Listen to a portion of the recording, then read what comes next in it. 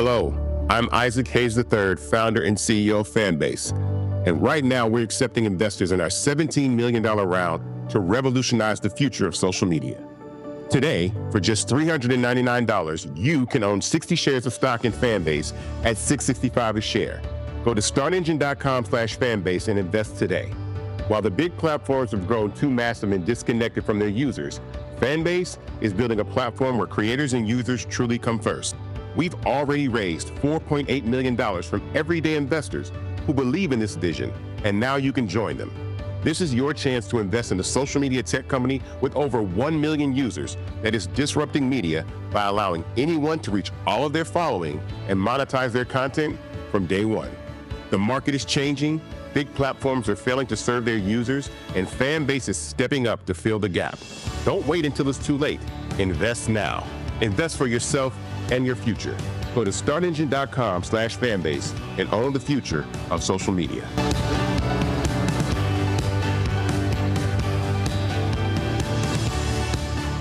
Black Star Network is here. Oh, no punches! I'm real revolutionary right now. Thank you for being the voice of Black America. All momentum we have now, we have to keep this going. The video looks phenomenal. See, there's a difference between Black Star Network and Black-owned media and something like CNN. You can't be Black-owned media and be scared. It's time to be smart. Bring your eyeballs home. You dig?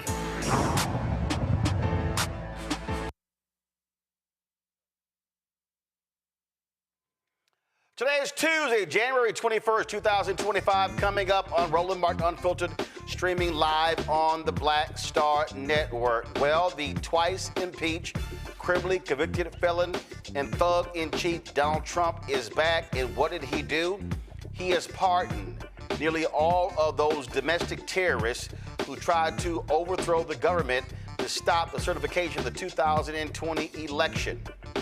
Forget the fact that they viciously attacked U.S. Capitol police officers and Washington, D.C. police officers on that day.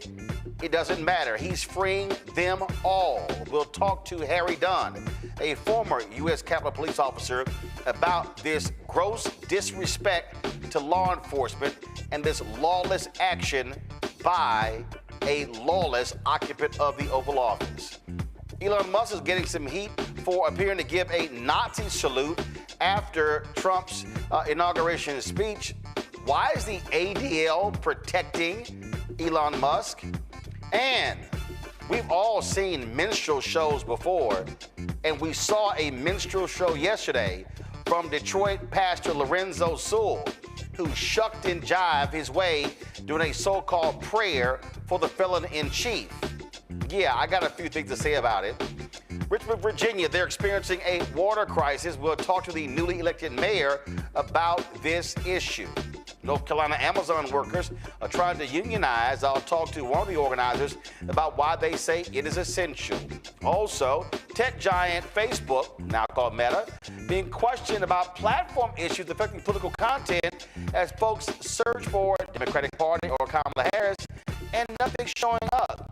Same thing happened on TikTok. What's going on? Plus, Congresswoman Jasmine Crockett will be joining us as well for the Crockett Chronicles. It's time to bring the funk on Roland Martin Unfiltered on the Black Star Network. Let's go.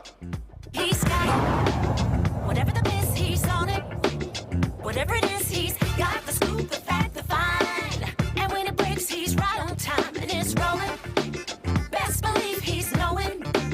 Putting it down from sports to news to politics. With entertainment just for kicks, he's rolling. It's on go, roll, y'all. It's Roland Martin, yeah. Rolling with Roland now. He's funk, he's fresh, he's real, the best, you know he's Roland Martin now.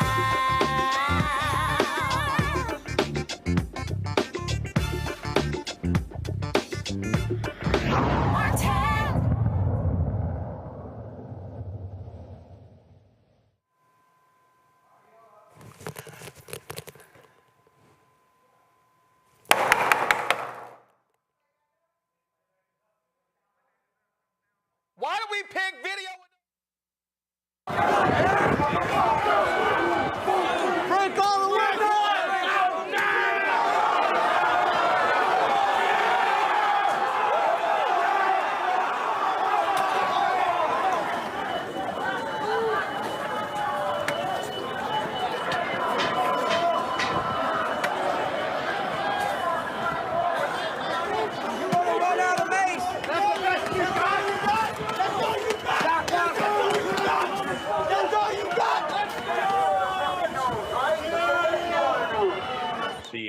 just said that they evacuated. That's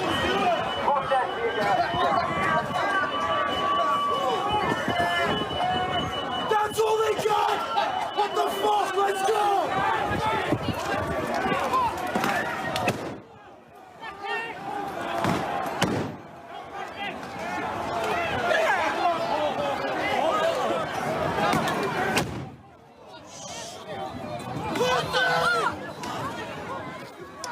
Well, folks, the twice impeached, criminally convicted felon-in-chief Donald Trump, he said all of that is just fine. Those were his domestic terrorists, his supporters on January 6, 2021. And what is one of the first things that he did when he got the power back? Pardon nearly every single one of those domestic terrorists, some 1,500, an absolute pardon for them. Forget the fact that they stormed the Capitol. Forget the fact that they attacked numerous police officers trying to stop the certification of the 2020 election. Guess what? They now get to walk free because of the sweeping grant of clemency that he gave. Many of these people, including one of them, a Proud Boy leader who was sentenced to 22 years in prison, he is now out. He has emboldened these far-right groups and their racist, extremist rhetoric. And these organizations are they are openly calling for political violence. Yeah, that happened. And you know what also happened? An absolute show of cowardice from nearly most Republicans. Here is Trump's newly confirmed Secretary of State, former Florida Senator Marco Rubio. I hear you, but in February 2021, even you issued a statement and you said the images of the attack stirred up anger in you. The nation was embarrassed in the eyes of the world by our own citizens. How do you personally reconcile those feelings with the pardons that he did yesterday? I understand you have work to do in the job as there are many things, but on this particular issue, I'm curious about what you're thinking. Yeah, well, what I'm thinking is that I used to be a United States Senator until midnight last night, and now I'm about to be sworn in as the Secretary of State of the United States. And that's what I'm thinking, is I work for Donald J. Trump, the new President of the United States, the 47th President, who has a clear mandate to reorient our foreign policy to one that once again puts America and our interests at the center. And that's what I'm going to focus on, 100%. Absolutely gutless Marco Rubio, who, of course, when the Capitol was attacked, he said, oh, my goodness, some action should be taken. Here is another gutless wonder, also of Florida. Rick Scott, when CNN asked that U.S. Senator about the same thing. So many people were unfairly prosecuted. What about those that assaulted police officers? I don't believe anybody. If you violate the law, you should be prosecuted. But what about those who assaulted police officers and then were pardoned by the president? I haven't seen any. I haven't gone to the detail. But there are those pardons that exist. I'll have to read it. I haven't heard those details. Really? Really? Here's Senator Lindsey Graham in 2021. There are a lot of people urging the president to pardon folks who participated in defiling the Capitol, the rioters. I don't care if you went there and spread flowers on the floor. You breached the security of the Capitol. You interrupted a joint session of Congress. You tried to intimidate us all. You should be prosecuted to the full extent of the law, and to seek a pardon of these people would be wrong. It would be, I think it would destroy President Trump, and I hope we don't go down that road. Well, he did. And this is Lindsey Graham's Twitter feed. He's talking about Mexican cartels. He's talking about the Paris Agreement. He's talking about the Laken Riley Act. Let's see. He's talking about Marco Rubio being confirmed. Oh, President, look at him. The inaugural speech, heading to the Capitol for the inauguration. Oh, isn't it interesting? No profiles of courage here. Not a word from Lindsey Graham about these despicable pardons of Donald Trump. Let's see here. How about we go to, give me 1 second. I'm going to pull this up, y'all, because I know y'all going to love this one here. Mr. Law and Order, let's throw everybody in jail. He always has something to say about prisons and law and order. Who am I talking about? Arkansas Republican Senator Tom Cotton. Go to my iPad. So let's see here. Colleges that, I love this here. Colleges that tolerate pro-Hamas mobs shouldn't receive $1 of federal funding. Oh, but he says nothing about the mobs that attack the U.S. Capitol. Let's see right here. Okay, he criticized Senator Chris Murphy asking about Elon Musk and the Nazi symbol. Oh, so he makes up wild smears. Nothing about these rioters. Let's see here. Okay. Oh, more inauguration tweets. World Health Organization. More and more and more. Nothing. These are cowards. At least North Carolina Republican Tom Tillis actually had the guts to speak up. Let me just get your thoughts on the pardons from President Trump regarding. Yeah, I've got we're going through it now. Many of them probably was the right thing to do.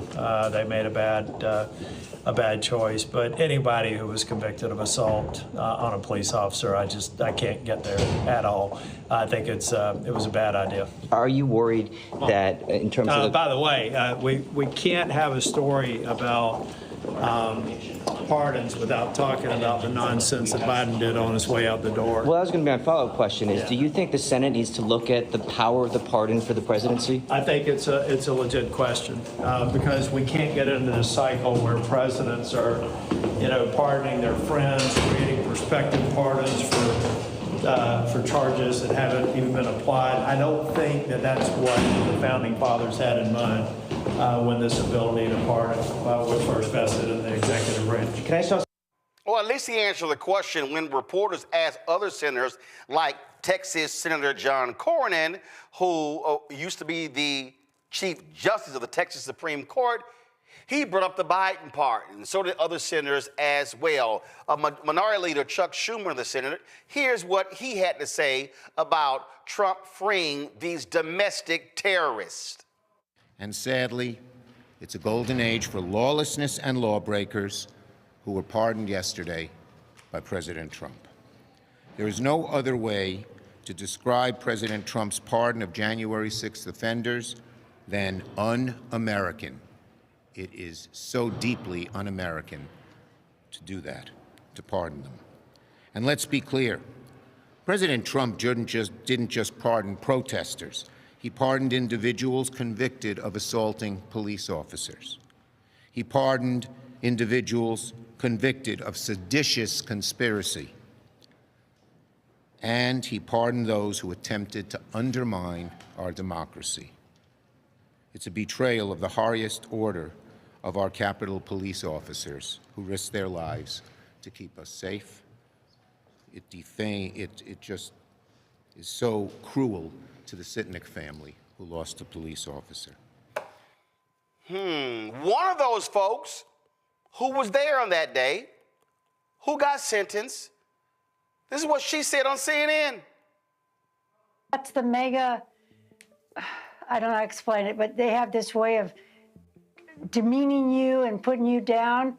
And that's what they've got going right now is this huge gaslighting smear campaign going on, telling me that it was a peaceful protest. I was there. I was there when they pushed those gates and those officers, and when they stepped on my head, and it was an officer that saved my life that day. Biden is right on with everything he's saying. Trump is a dangerous, and I mean dangerous, narcissist. He's a cult leader. He needs to be put in prison.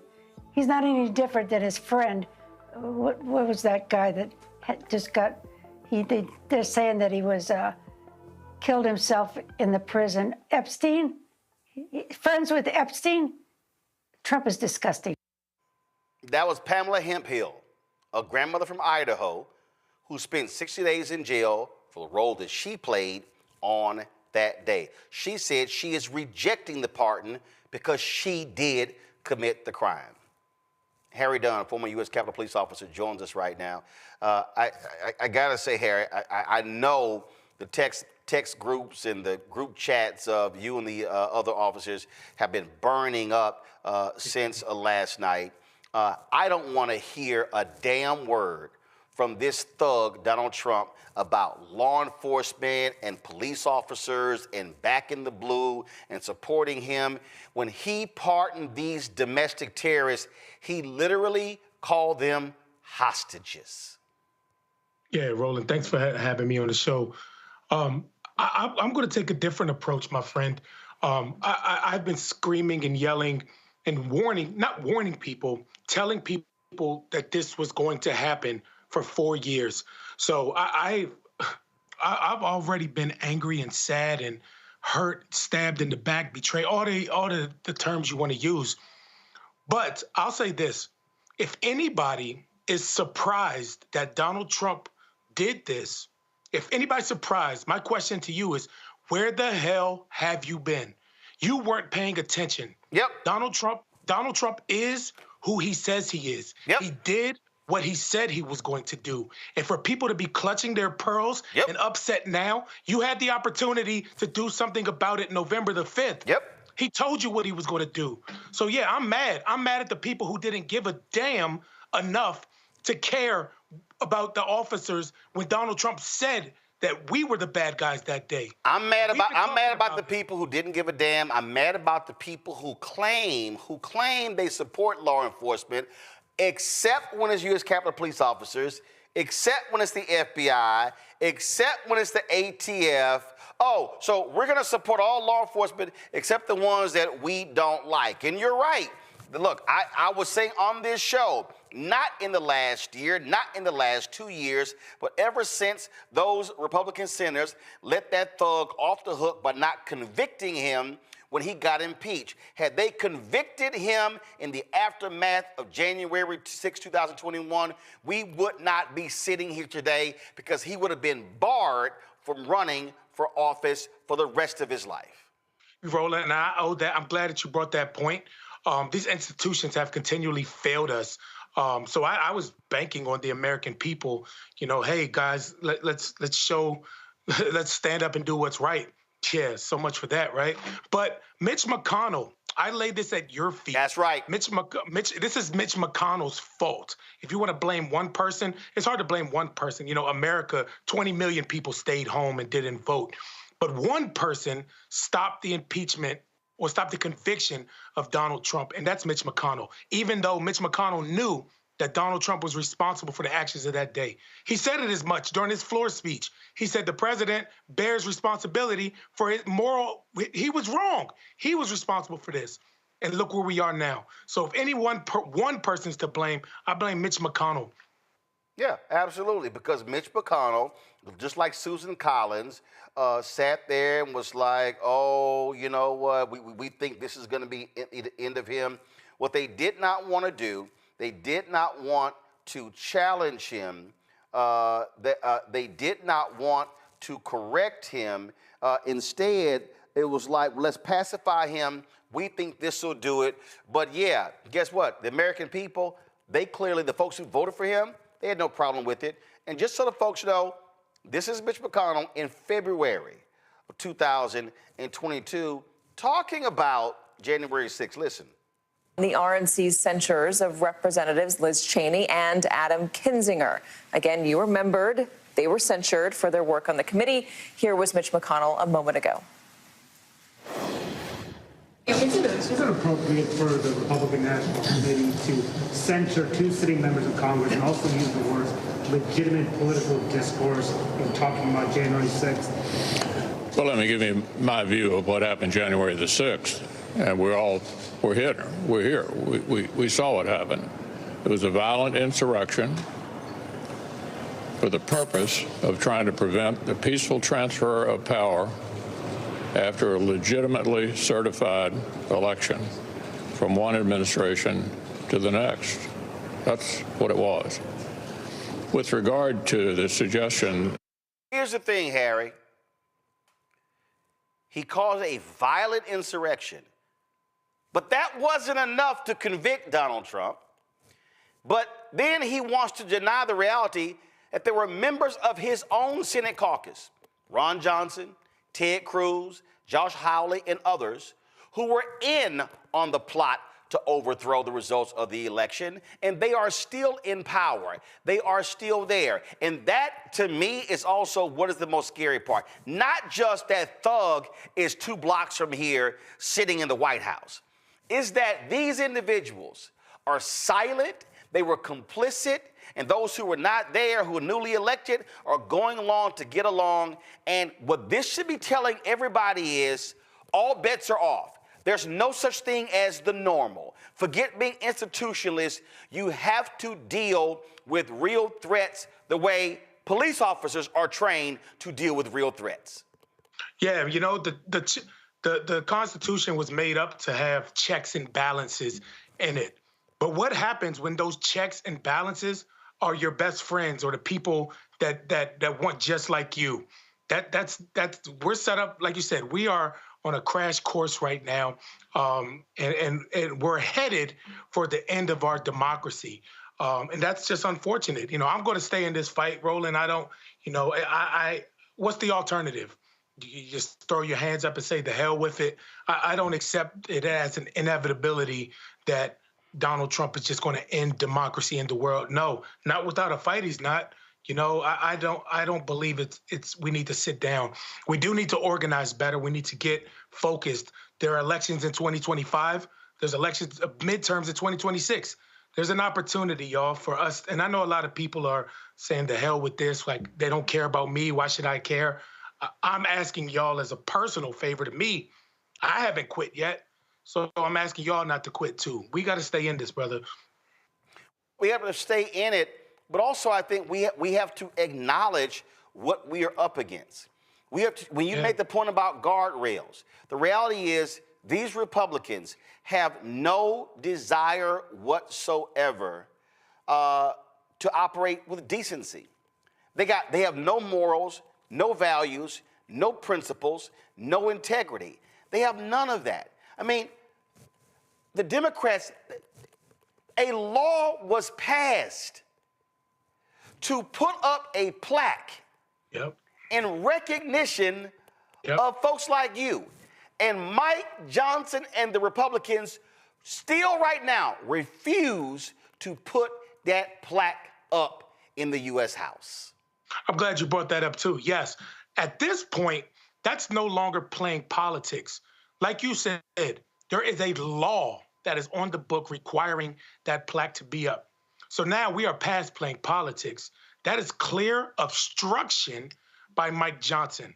That's what Mike Johnson is doing. He's being an obstructionist because it is a law that he is not following. Another thing, he had no problem doing a favor for getting Donald Trump to get those flags raised to full staff. We just want a plaque up that's required by law. Yeah, you just did a favor. I need everybody to listen.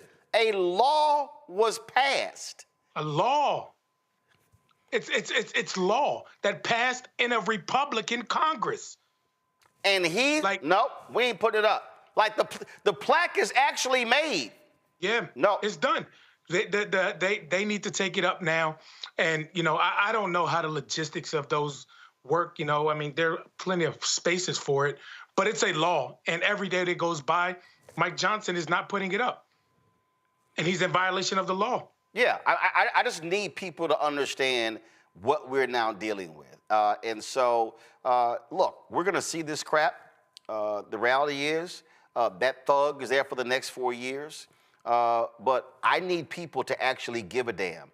I need people to actually care what's going on because you're right.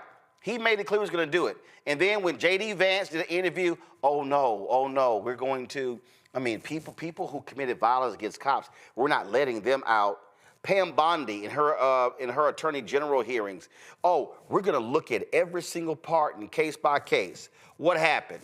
Sworn in, boom. Everybody, you good. In fairness to them, well, I don't, damn fairness, but in their defense, I honestly think that they believe that. Donald Trump said F y'all, I'm going to do what I want because I can. I don't need your advice. I don't need to consult with anybody on pardons. I can do this. Donald Trump is power hungry. He's power driven. And when has Donald Trump ever taken anybody's advice? Like, never. He doesn't. And that's my point. Why are we expecting anything different out of him? Like, this is who he is. With a snake, we get mad at snakes if a snake bites you. No, you should be dumb for going around a snake. That's what snakes do. They bite you. Donald Trump is a liar. He's power-driven, and that's who he is. We should be upset at ourselves if we expect anything else but a liar-in-chief out of him. That's it. Absolutely. Harry Dunn, man, we appreciate it. And, it's unfortunate that these Republicans in MAGA claim to support law enforcement, but don't support Capitol police officers and metropolitan police officers. They don't care. They will never care. And hopefully people realize how crude and pathetic these people really are when it's time to go to the polls again. Yeah, I hope so, brother. Thanks for having me on, my friend. I appreciate it. Thanks a lot. Folks, we talk about, listen, on this show, we tried to tell you. We got T-shirts that says, we tried to tell you, FAFO 2025. Every single day, we kept warning people about this. We kept warning them about Project 2025. We kept warning this. Look, we ran this ad for the Lincoln Project that spelled out explicitly what will happen when this con man, when this thug, actually returns to the Oval Office. November 5th, 2024. Donald Trump defeats a divided and dispirited Democratic campaign.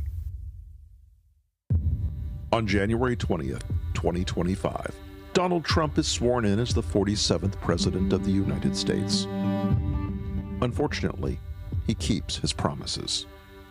Trump seizes control of a divided government, signing hundreds of executive orders implementing Project 2025. Trump replaces over 50,000 civil servants with hardline MAGA loyalists.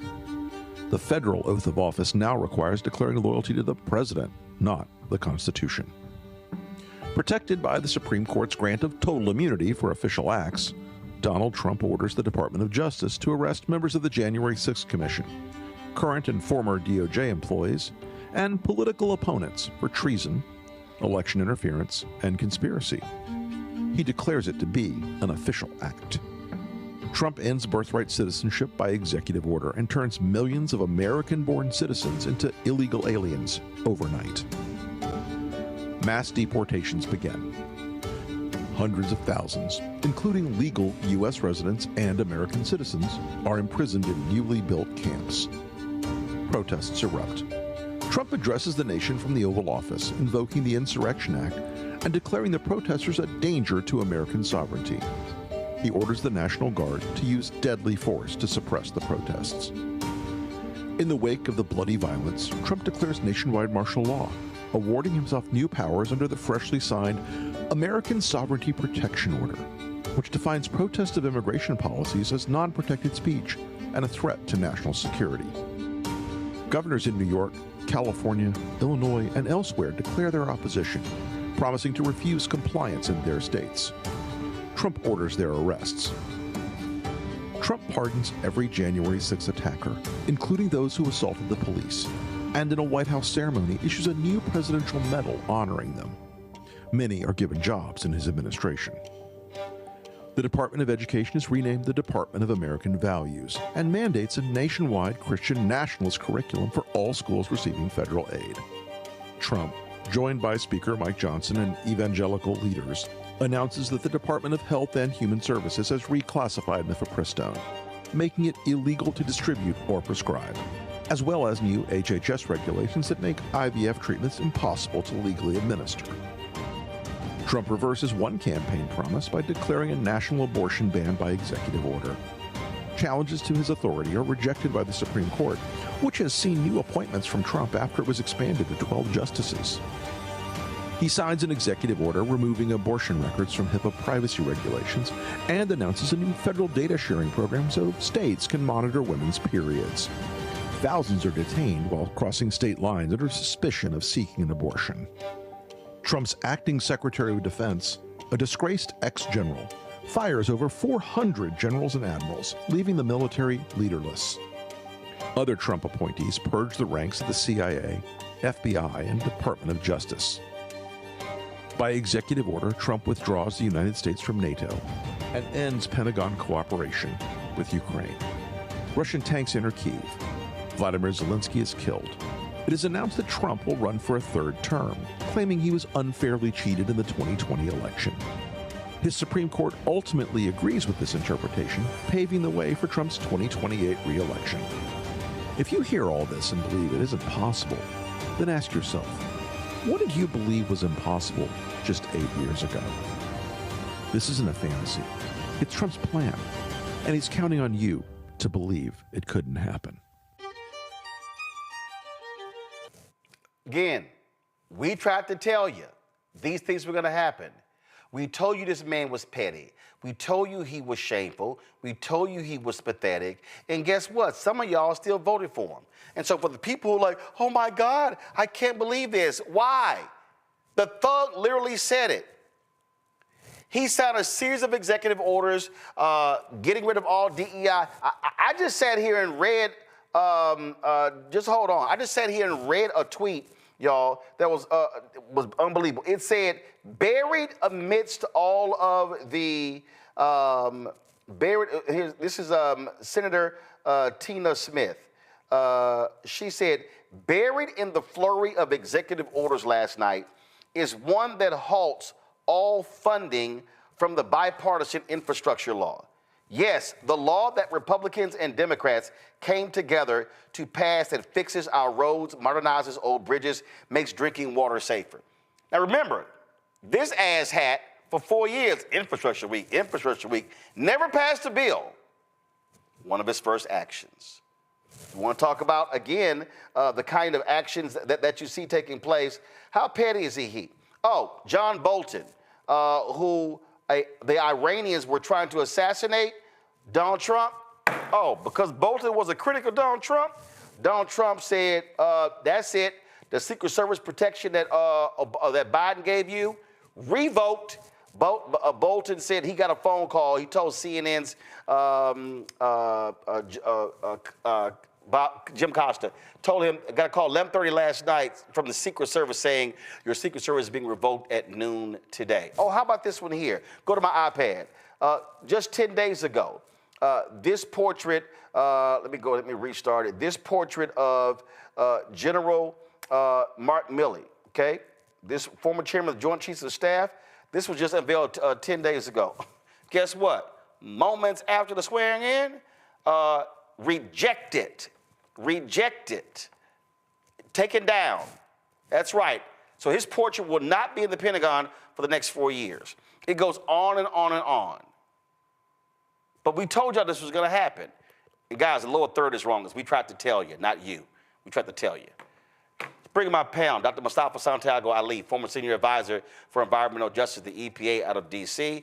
Also joining us is Joe Richardson, civil rights attorney out of L.A. We'll be joined later by Joy Cheney, founder, Joy Strategies out of D.C.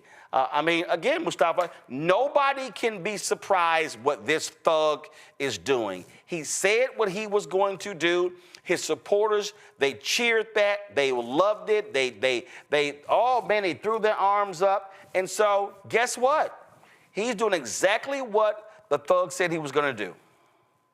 Yeah, you know, what was that old adage? Fool me once, shame on you. Fool me twice, shame on me. I mean, he was very clear of the things that he was going to do.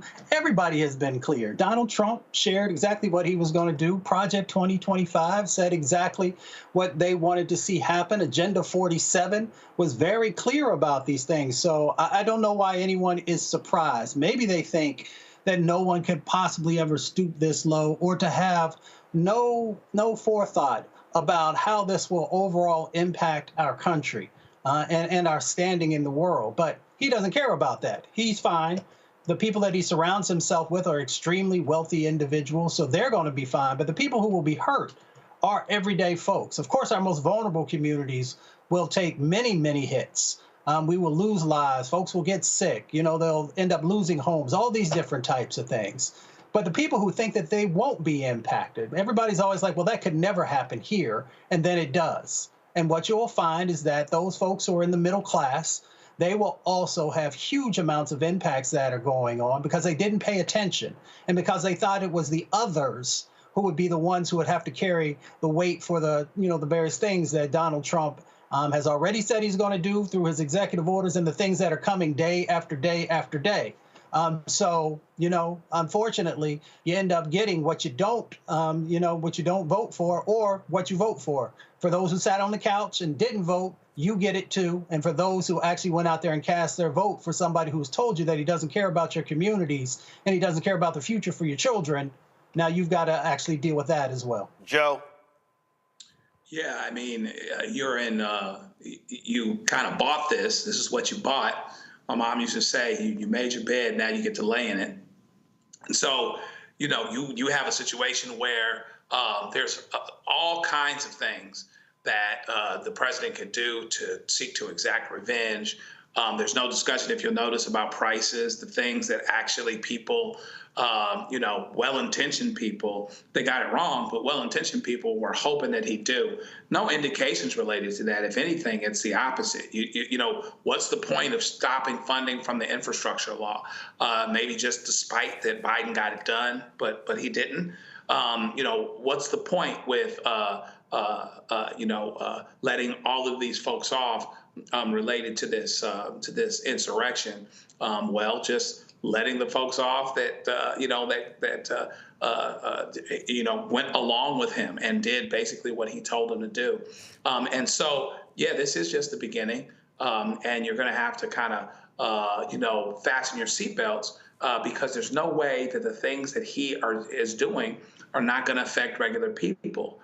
There's no way that you could actually think you could actually stand next to Donald Trump, whether you're the administration or whether you are a citizen that voted for him, and really think with certainty that he would never do something that has the potential to hurt you, if not devastate you.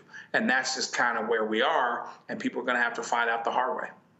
Oh yeah, they're gonna find the hard way. And again, I'm not shocked when it went down yesterday. It's not like people were texting me in group chats. They were going, all 1,500. I was like, oh yeah, sweeping pardon, full, absolutely. And Lincoln Project's right. Oh, don't be shocked if this man invites them to the White House for a big lawn party.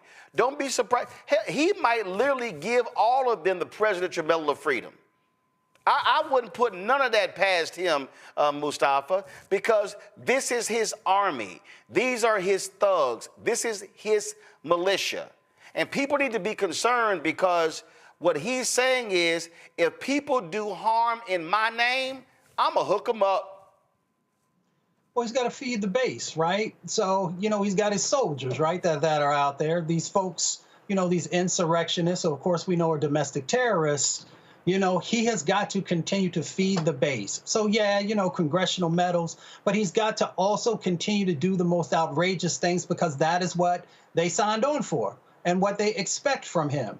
So when you see these actions that he said he was going to do around immigration, separation of families, trying to, do some things around the 14th Amendment, he gets that, from previous presidents, who have done some really just amazingly egregious things who are for racists. So when you look at all these different types of things that he has to do, when he is willing to destroy the environment, when he's willing to go after environmental injustices, even though he knows lower wealth white communities will also be impacted by dirtier air and dirtier water, when he tries to strip away education, he knows who's going to be impacted by that. So he's got to continue to feed the beast that he has created and the beast that evidently he is.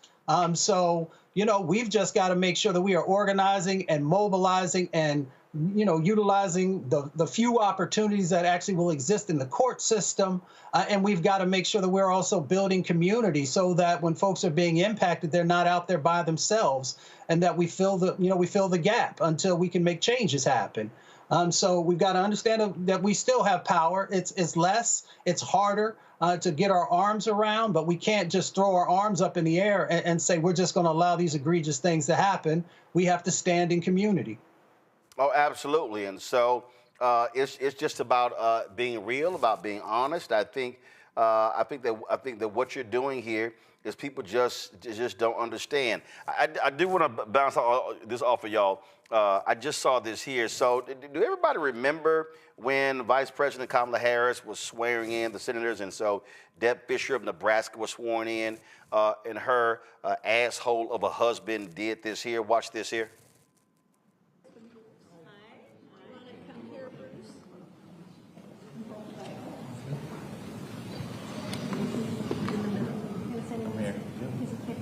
In the middle, scoot over a little. No. It's okay, we're right.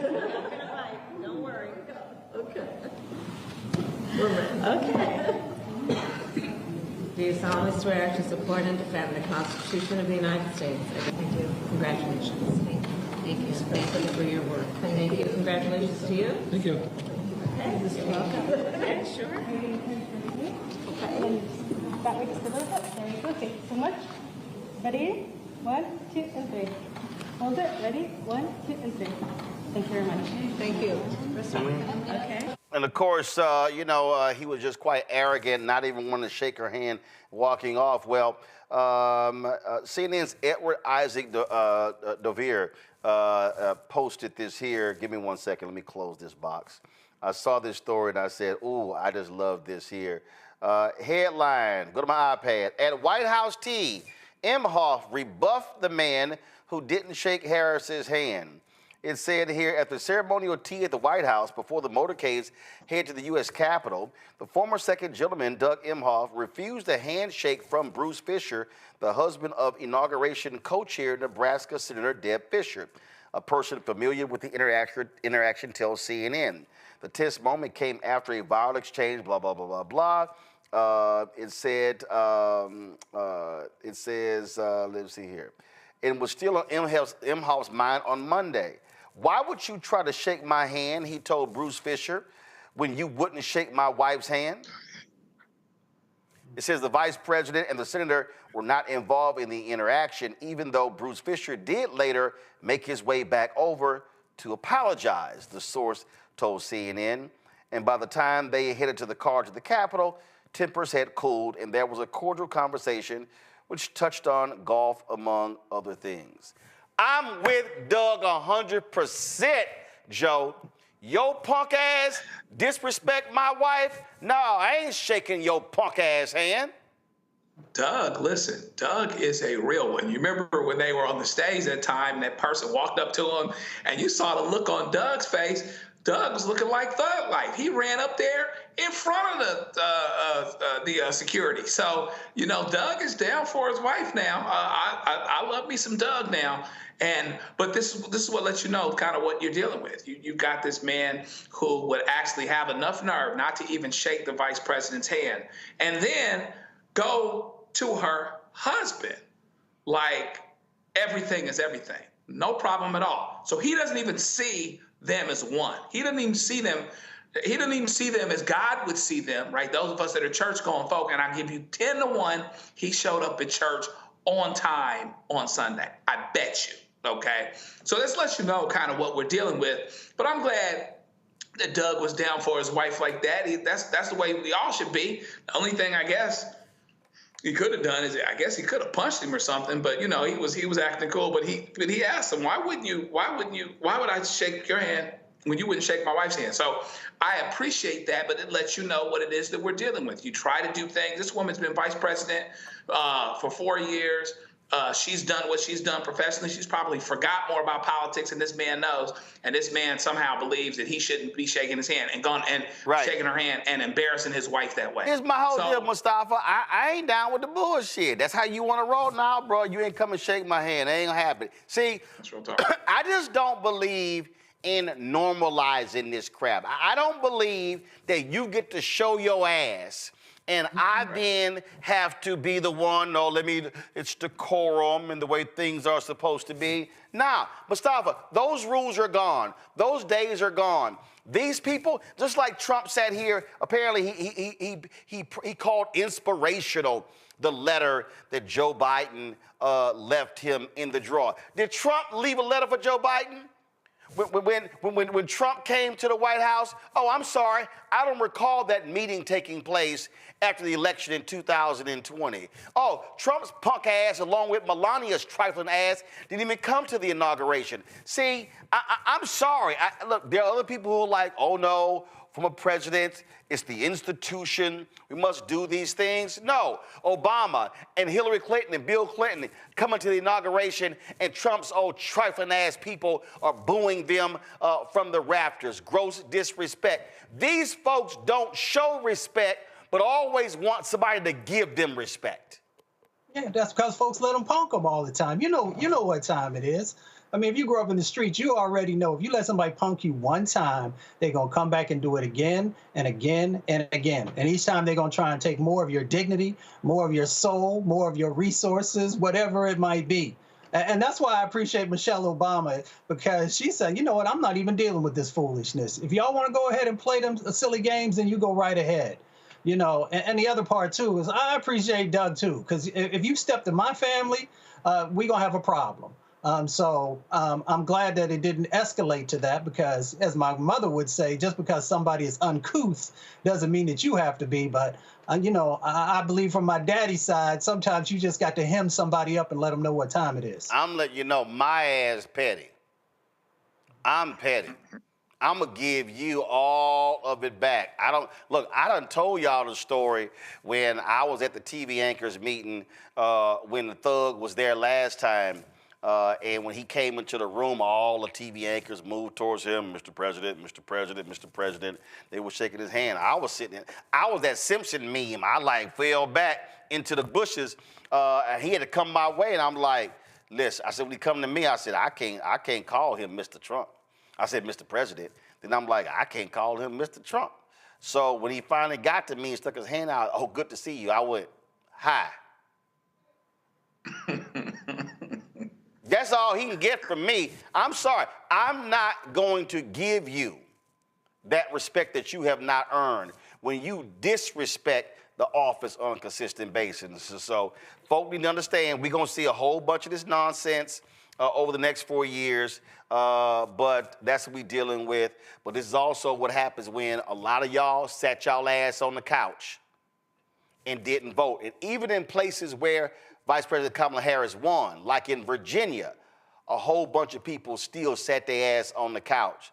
So that's why we got these shirts right here. We got them made up. I'm going to wear the shirt tomorrow. Go ahead and pull the graphic up. That's right there. It said, don't blame me. I voted for the black woman. So if y'all want to get that shirt, y'all can go to rolandmartin.creator-spring.com or go to the Black Star Network to get y'all merchandise. But don't blame me. I voted for the black woman. I see my next guest is laughing at that. Richmond, Virginia's water treatment plant failed has led to a boil water advisory, leaving thousands without access to clean water. The new mayor, Dr. Danny Avila, has been spending his initial days in office addressing this long-standing problem. He joins us right now. Mayor, I say you got a kick out of that shirt there. Sign me up, Roland. I'm ready for it. I'm just letting you know. I got about 4 or 5 of those. I'm gonna get the sweatshirt. That's all I'm rocking for the next 4 years. So when somebody start complaining, I'm gonna say who you voted for. And if they say they voted for Trump or they didn't vote, I'm the wrong one. Let's talk about this water problem. This is what you inherited. What the heck is going on in the capital city of Virginia? Yeah, well, you know, things are on a better trajectory now, but those early days were rough. You know, we had a power outage that led to a failure of the water plant and flooding. And so a lot of our equipment, our pumps and filters got damaged. And, you know, we were about 2.5 days without producing any water. And then because we were out of service for so long, we needed to wait about another 48 hours before we could clear the water to drink. And so we were under a boiling water advisory for about 5.5 days. And yeah, it was a hard thing for our community, and understandably. I mean, you recognize how important water is to just every part of your everyday life. Well, absolutely. And so you lost power. Now, so, you know, how are you assessing those, you know, critical city services so you don't run into this problem again? Yeah, I think one of the realities of our city is that it's an old city. We celebrated a 100-year anniversary this past year in our water treatment plant. But part of dealing in an old city is making investments, ongoing investments in that infrastructure, and that's something that we've done to some extent, but probably not to the extent that we needed to. And so we'll understand more of that as we go through our after action report. We have signed a contract with an engineering firm who's going to come in and kind of do a head-to-toe look at what happened on the morning of January 6th here in Richmond, and then what happened in the subsequent hours, and how did we end up in the scenario that we were without water for 5 days. And I think the after-action report will tell us a lot. It'll tell us probably a lot about aging infrastructure, about maintenance that we hadn't been doing, about a culture of emergency preparedness and responsiveness that we really need to bolster as we come out of this. So eager to see what they say. It'll probably be a couple weeks before we have the round one of that analysis, but I think there'll be a lot for our community to talk about, and hopefully for our city council and state legislature to say, okay, we've got to make some ongoing investments here for critical pieces of our infrastructure. Talk about the fact that I read this earlier, that among all of those nutcase executive orders Trump signed, one stopping the funding of the bipartisan infrastructure law. There are a number of cities, counties, and states that are depending upon that federal money to fix vital infrastructure.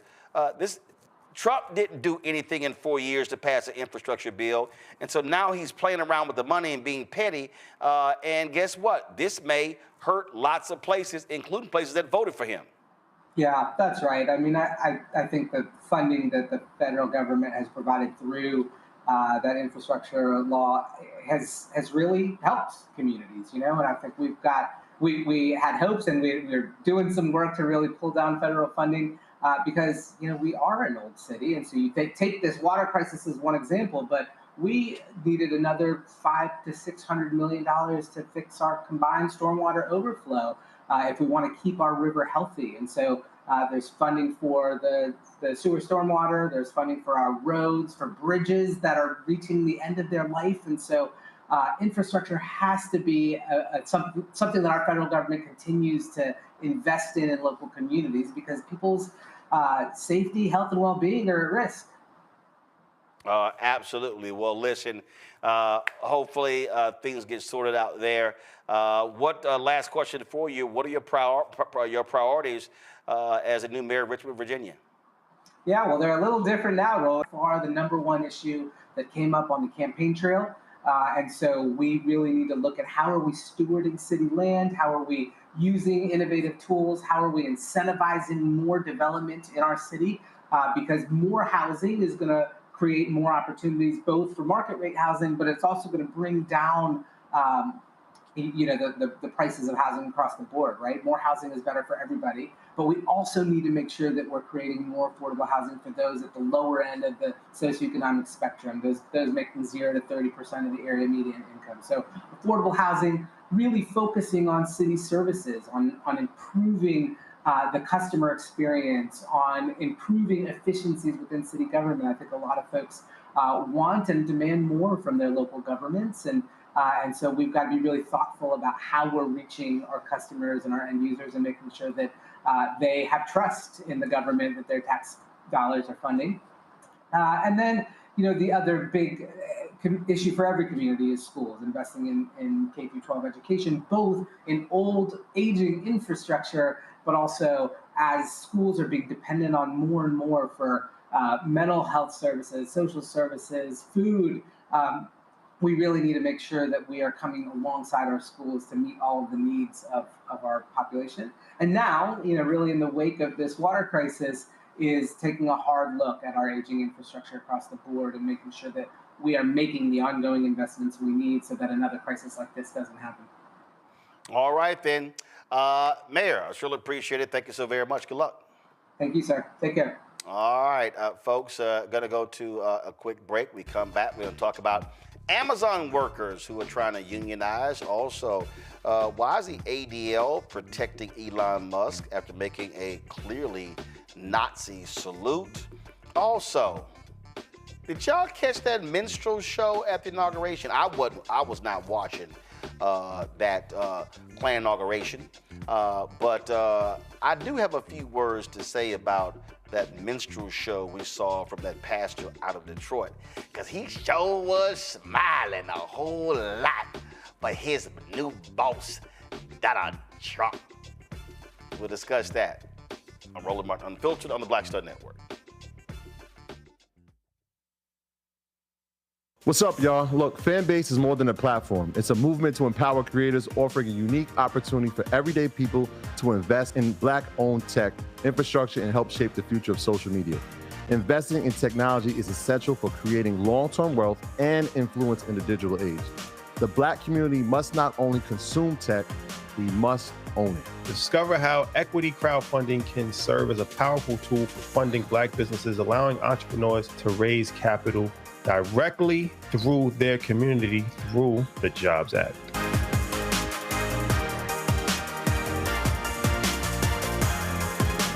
Coming soon to the Black Star Network.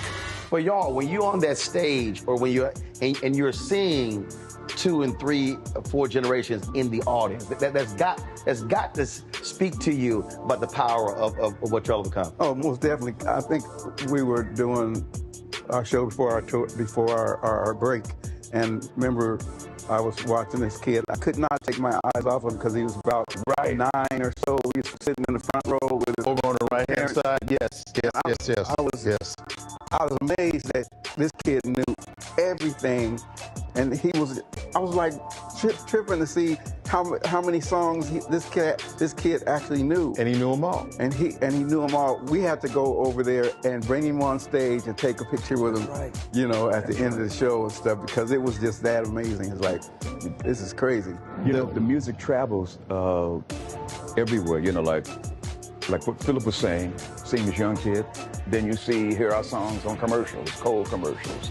Then you have the younger ones that hear our music in animation.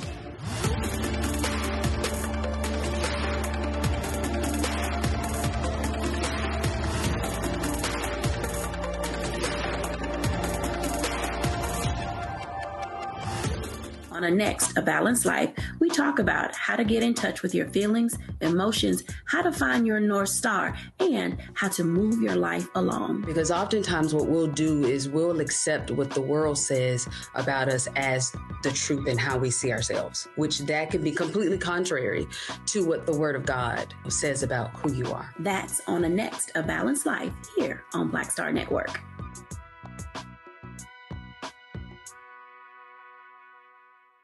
Hey, this is Motown recording artist Kim. You are watching Roland Martin Unfiltered. That boy, he always unfiltered though. I ain't never known him to be filtered. Is there another way to experience Roland Martin than to be unfiltered? Of course he's unfiltered. Would you expect anything less? Watch what happens next.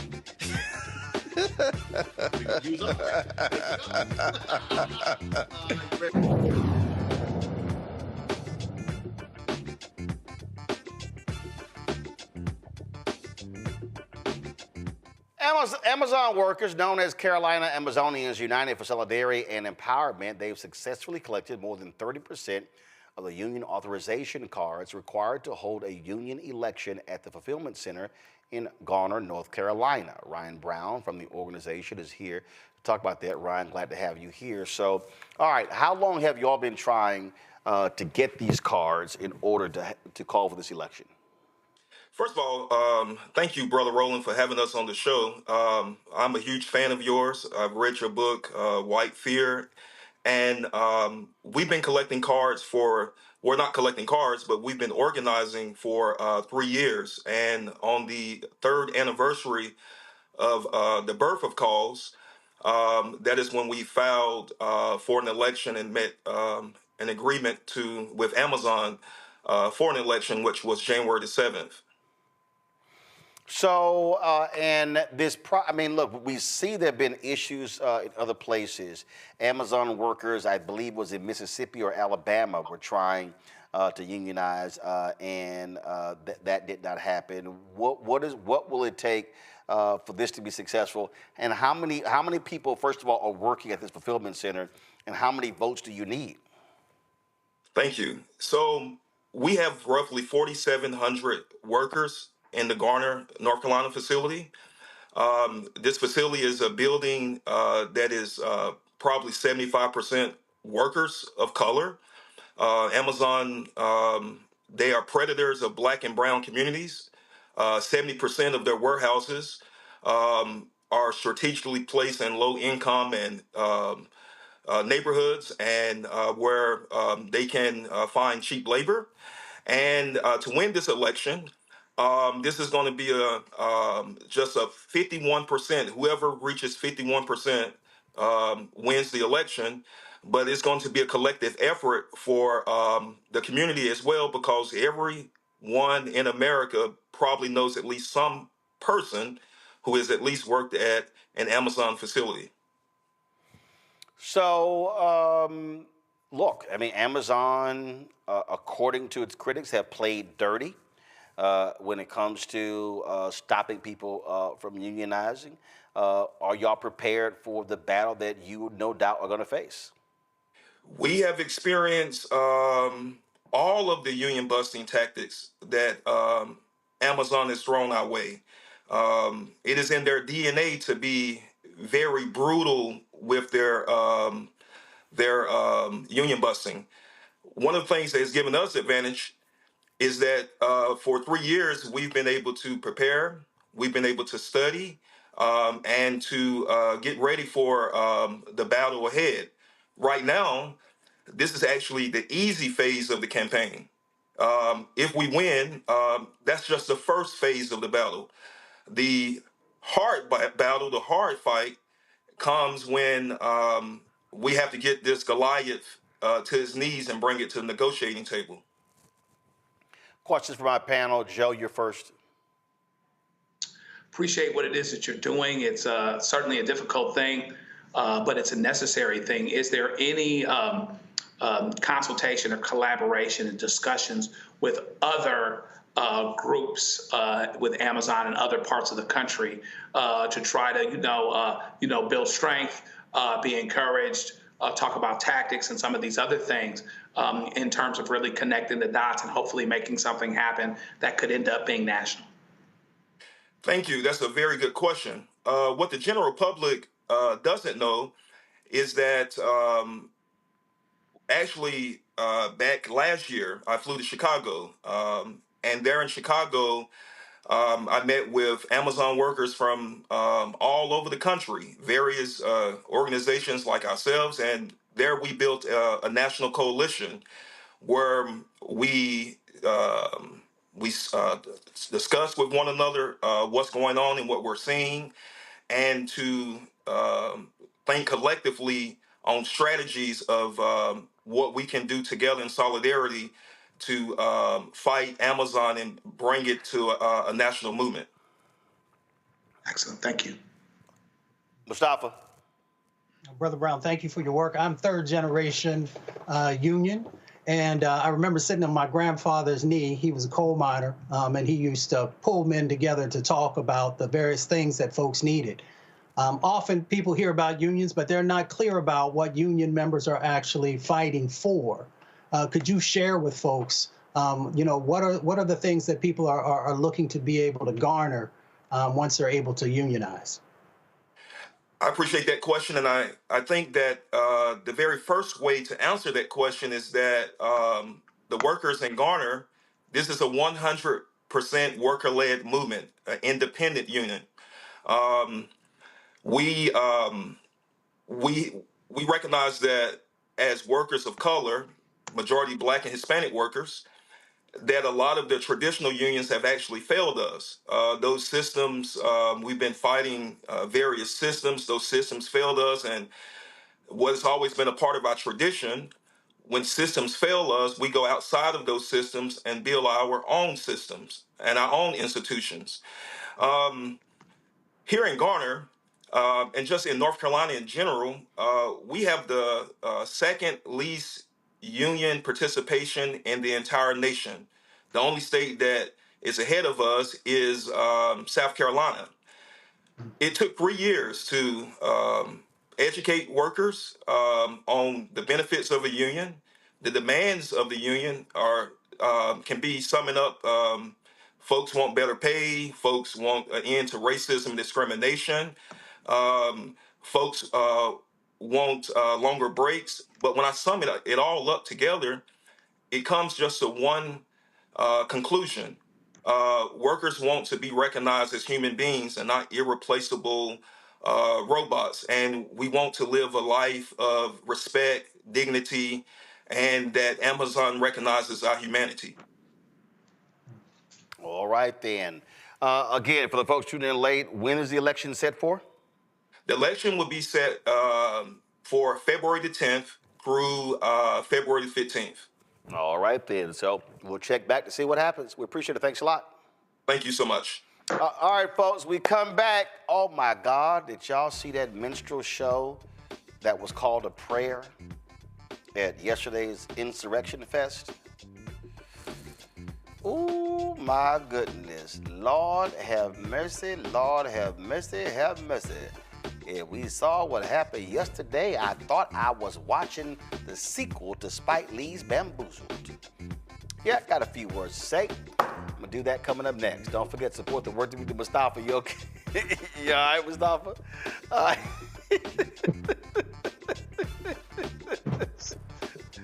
That's right. I don't know what we gonna do, boss, but I'll be right here for you. All right, y'all, we're gonna discuss that next. Support the work that we do. Join our Bring the Funk fan club. If you want to give via Cash App, do so with the Stripe QR code. It's right here. If you're listening, go to blackstarnetwork.com. You can support us via PayPal, R Martin Unfiltered, Venmo's RM Unfiltered, Zelle, Roland at RolandSMartin.com, Roland at RolandMartinUnfiltered.com. And of course, you can send your check and money order to P.O. Box 57196, Washington, D.C., 20037-0196. Back in a moment. Hello, I'm Isaac Hayes III, founder and CEO of Fanbase. And right now, we're accepting investors in our $17 million round to revolutionize the future of social media. Today, for just $399, you can own 60 shares of stock in Fanbase at $665 a share. Go to startengine.com/fanbase and invest today. While the big platforms have grown too massive and disconnected from their users, Fanbase is building a platform where creators and users truly come first. We've already raised $4.8 million from everyday investors who believe in this vision, and now you can join them. This is your chance to invest in a social media tech company with over 1 million users that is disrupting media by allowing anyone to reach all of their following and monetize their content from day one. The market is changing, big platforms are failing to serve their users, and Fanbase is stepping up to fill the gap. Don't wait until it's too late. Invest now. Invest for yourself and your future. Go to startengine.com/fanbase and own the future of social media.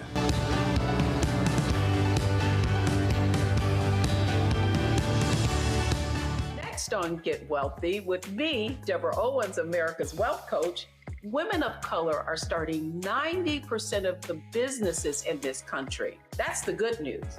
The bad news, as a rule, we're not making nearly as much as everyone else. But joining us on the next Get Wealthy episode is Betty Hines. She's a business strategist, and she's showing women how to elevate other women. I don't like to say this openly, but we're getting better at it. Women struggle with collaborating with each other. And for that reason, one of the things that I demonstrate in the sessions that I have is that you can go further together if you collaborate. That's right here on Get Wealthy, only on Black Star Network. Now streaming on the Black Star Network. I was challenged by my uncle early on, before I even had a career. Like I was maybe 8 years old, and my uncle said, "What do you want to do?" And I told him I wanted to be a rapper. And he said, "Okay, well, I don't know anything about the music business, so what you should do is learn everything there is to know about the music business, and I'll make sure that you have the resources to push you through." And so I went and bought books, All You Need to Know About the Music Business, Hit Me In. I just went and bought a bunch of books to start reading as a 10-year-old, just reading. And so I learned, all things licensing, mechanical rights. I learned about publishing, learned about how composition is broke up into two pieces, the writer's portion and the producer's portion. But by the time I actually learned, I came back and I was ready to okay, I got it. He was going to prison. So I had all this information. All this knowledge. All this knowledge. You like, well, what am I supposed to do with it now?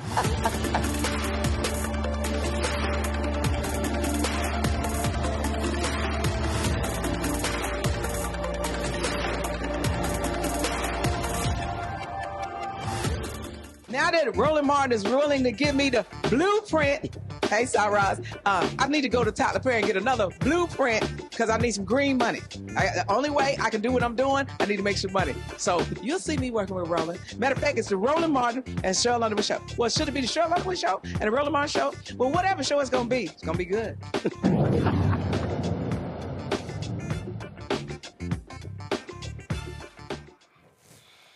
All right, folks, now, y'all already know, I did not watch that crap yesterday. We were in Memphis with Reverend Dr. William Barber. I told y'all I wasn't going to watch it. We were not even streaming it. We wasn't doing any of that. But then all of a sudden, Lord have mercy, folk start texting me, start calling me. And this how it all started. What the hell was that? Did you see that? Did you hear that? And I was like, what are y'all talking about? And they were talking about the closing prayer that was led by that fool out of Detroit, Lorenzo Powell. Is it Lorenzo Small? What's his last name? Oh, Sewell. I thought it was Lorenzo Small. Okay, Lorenzo Sewell.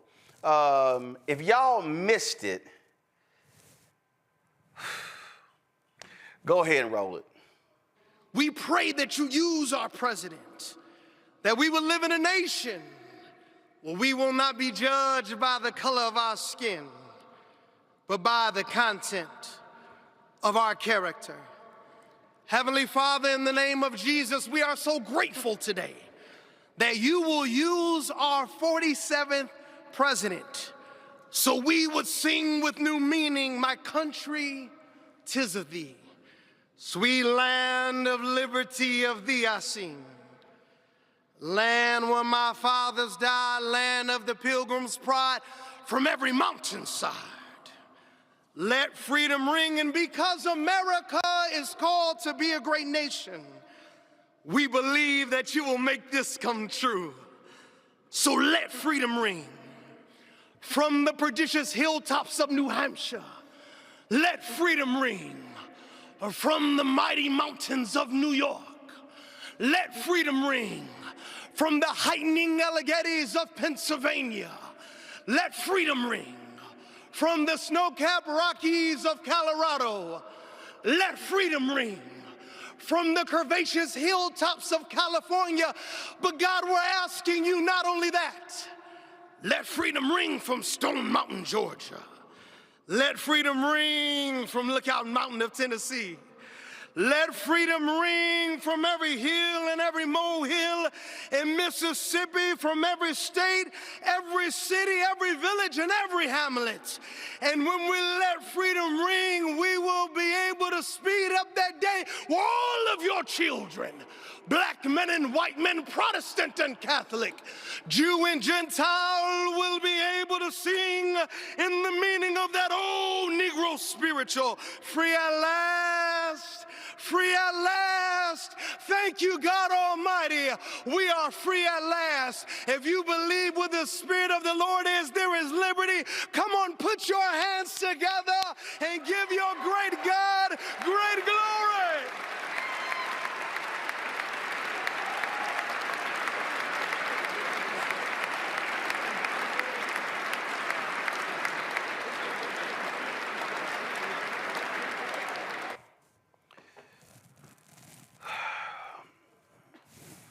You know what I can't stand?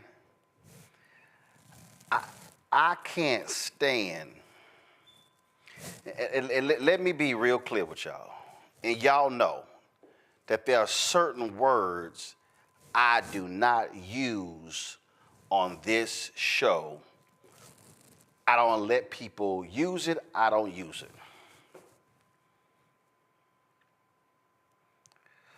But that absolutely was a Sambo impersonation. That was a minstrel show. That was a damn abomination where that ratchet ass so-called preacher would dare use the words of Reverend Dr. Martin Luther King Jr. that he delivered on August 28, 1963 at the March on Washington for Jobs and Freedom, that he would bastardize those words at the behest in a prayer for a fake Christian, for a man who is atrocious and pathetic. And see, what's even more, and the reason I say bastardized, because this so-called preacher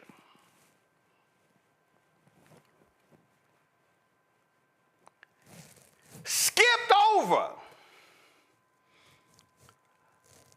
what King said at the top of the speech. Skipped over voting rights. He skipped over the check stamp insufficient fund. He skipped over police brutality. See, what he did is what all these other white Republicans love to do. They love to talk about the bottom of the I Have a Dream speech. They love that part, but they never want to deal with the real stuff in the top. See, they don't want to deal with the reality of what folk are facing. No, what he'd rather do was do some fake-ass audition for Juilliard or some acting school by standing there and waving his hands and just all of this. He reminded me of Spike Lee's movie Bamboozled. Roll it. Make headlines. The Huxtables, Cosby, a genius, revolutionary, but we can't go down that road again. The network does not want to see Negroes on television unless they are buffoons. Have you ever thought about just quitting? I have a contract. The only way I get out of that is if I get fired, and that is what I intend to do. I know you're familiar with minstrel shows, variety shows, like In Living Color. Right. That was dope. Man Tan, the new millennium minstrel show. We're gonna need a little more money for this. This could be bigger than Friends, Ally McBeal, even my boys Amos and Andy. Damn. You're putting white actors in blackface? We're using black actors with blacker faces. Hollywood, Hollywood, Hollywood. This fall. Right on, man. Yeah, great show. You won't believe what's coming to your television. Sleep and Eat and Mantan are lazy and unemployed. Do your stuff. But we are certainly not saying anything about the entire African American community. What's sweeping the nation? And what's coloring the way you see the world. Yo, we can't let this injustice go by, man. Not this time, man. You know what I'm saying? Nah, man. You know what I'm saying? You know what I mean? You know what I'm saying?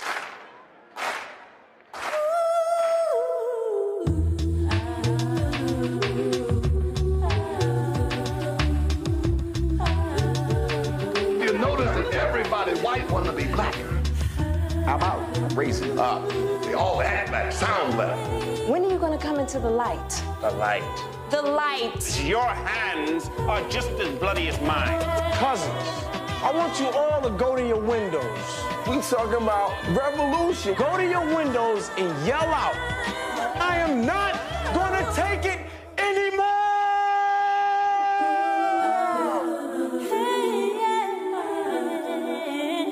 I don't want anything to do with anything black for at least a week.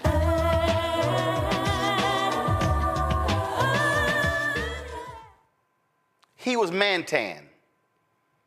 That's what that was. I'm just out here doing my shuffle for the white folk. There have been black pastors who have given prayers at Republican inaugurations before. 2005, Houston's Kirby John Caldwell gave a prayer. This is what a black preacher looks like giving a prayer at a Republican inauguration. O Lord God Almighty, the supply and supplier of faith and freedom, how excellent is your name in all the earth. You are great and greatly to be praised. O God, as we conclude this 55th inaugural ceremony, we conclude it with an attitude of thanksgiving. Thank you for protecting America's borders. After all, as the psalmist reminds us, unless you, O God, guard the territory, our efforts will be in vain. Thank you for our armed service personnel. And it is with unswerving thanksgiving that we pause to remember the persons who have made the ultimate sacrifice to help ensure America's safety. Thank you, O God, for surrounding our personnel, their families, their friends, and our allies with your favor and your faithfulness. Deploy your host from heaven so that your will for America will be performed on earth as it is already perfected in heaven. I confess that your face will shine upon the United States of America, granting us social peace and economic prosperity, particularly for the weary and the poor.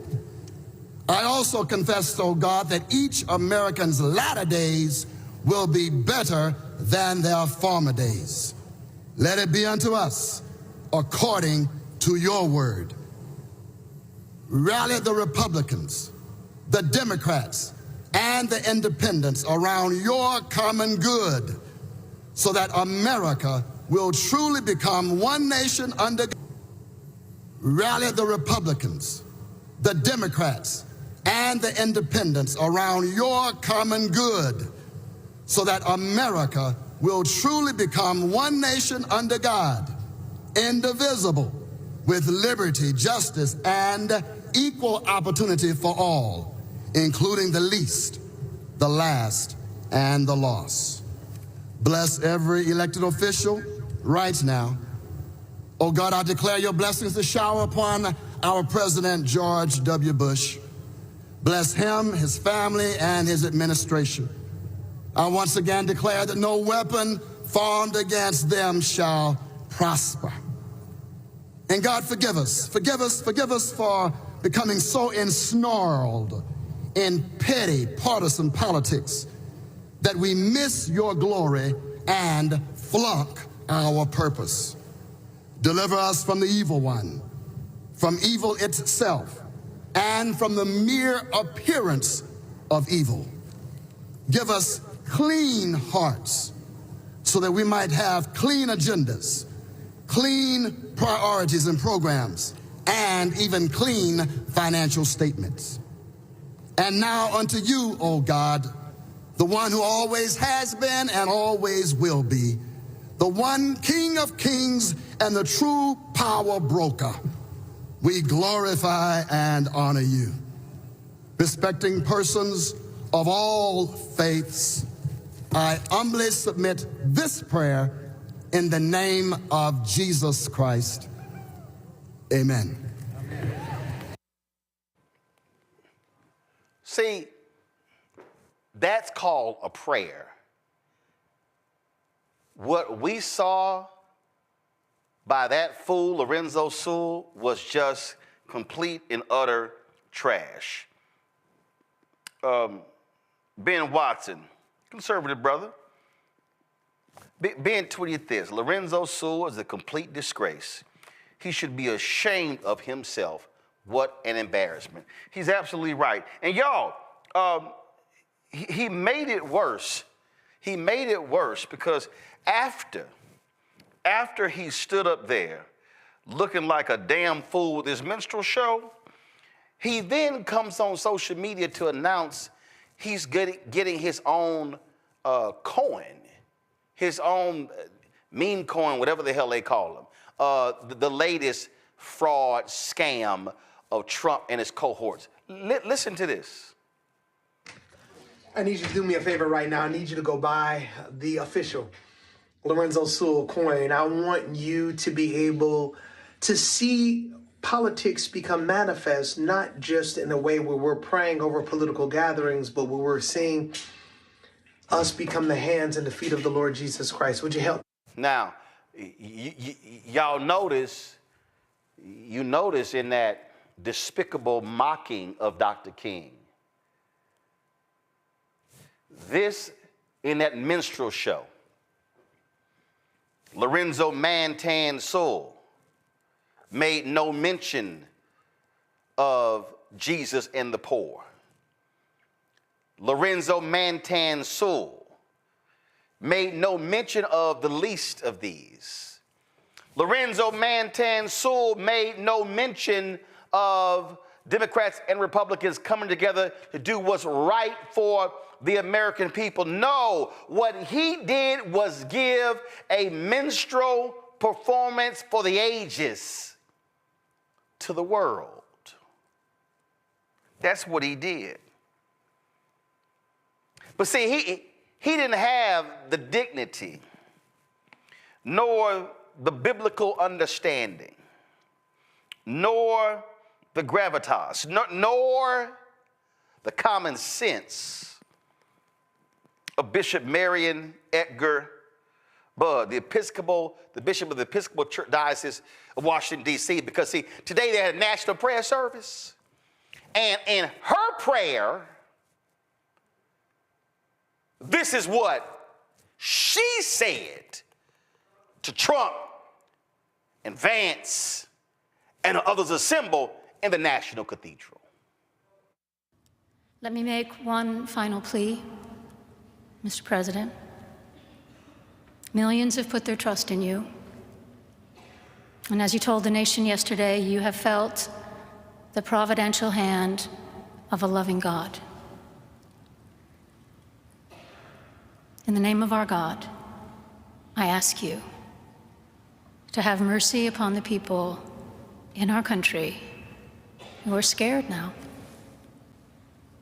There are gay, lesbian, and transgender children in Democratic, Republican, and independent families, some who fear for their lives. And the people who pick our crops and clean our office buildings, who labor in poultry farms and meatpacking plants, who wash the dishes after we eat in restaurants and work the night shifts in hospitals, they may not be citizens or have the proper documentation. But the vast majority of immigrants are not criminals.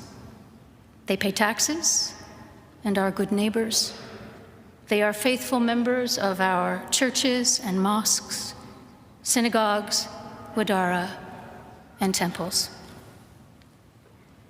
I ask you to have mercy, Mr. President, on those in our communities whose children fear that their parents will be taken away, and that you help those who are fleeing war zones and persecution in their own lands to find compassion and welcome here. Our God teaches us that we are to be merciful to the stranger, for we were all once strangers in this land. May God grant us the strength and courage to honor the dignity of every human being, to speak the truth to one another in love, and walk humbly with each other and our God for the good of all people in this nation and the world. Amen.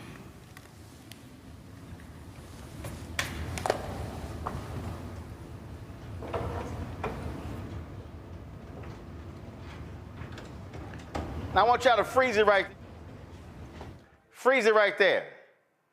Now I want everybody to watching, put me in the 2 box. When everybody to watch to understand something, that here's a bishop talking about being merciful, who's talking about the poor, who's talking about the hardworking.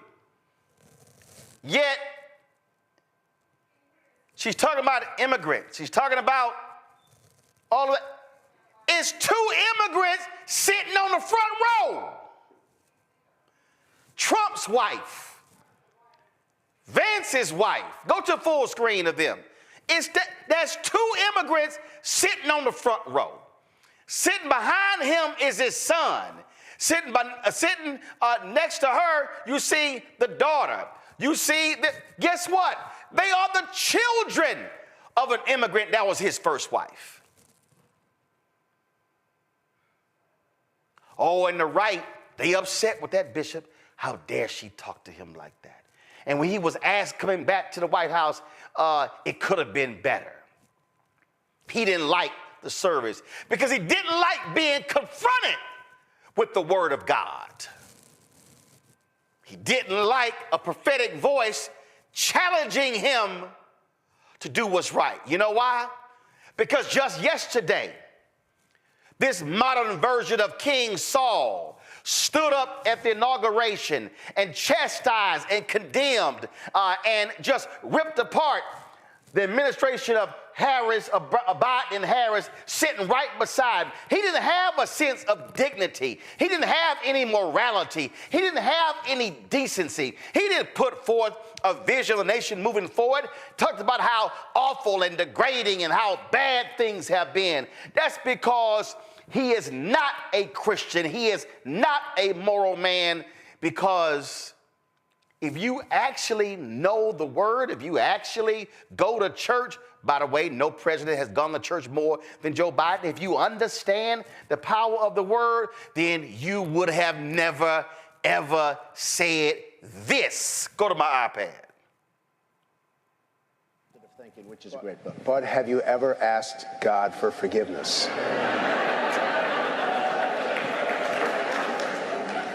I'm not sure I have. I just go and try and do a better job from there. I don't think so. I think if I do something wrong, I think I just try and make it right. I don't bring God into that picture. I don't. Now, when I take, when we go in church and when I drink my little wine, which is about the only wine I drink, and have my little cracker, I guess that's a form of asking for forgiveness. And I do that as often as possible because I feel cleansed, okay? But, to me, that's important. I do that. But in terms of officially, I could say absolutely, and everybody. I don't think in terms of that. I think in terms of let's go on and let's make it right.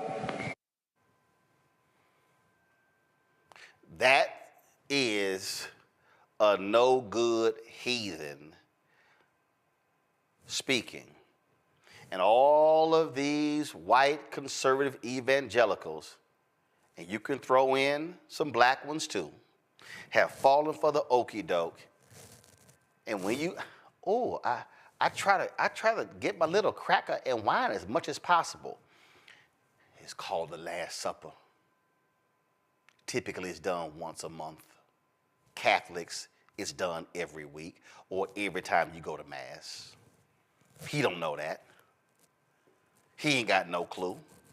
He has no clue about asking for forgiveness and mercy. He has no understanding of grace.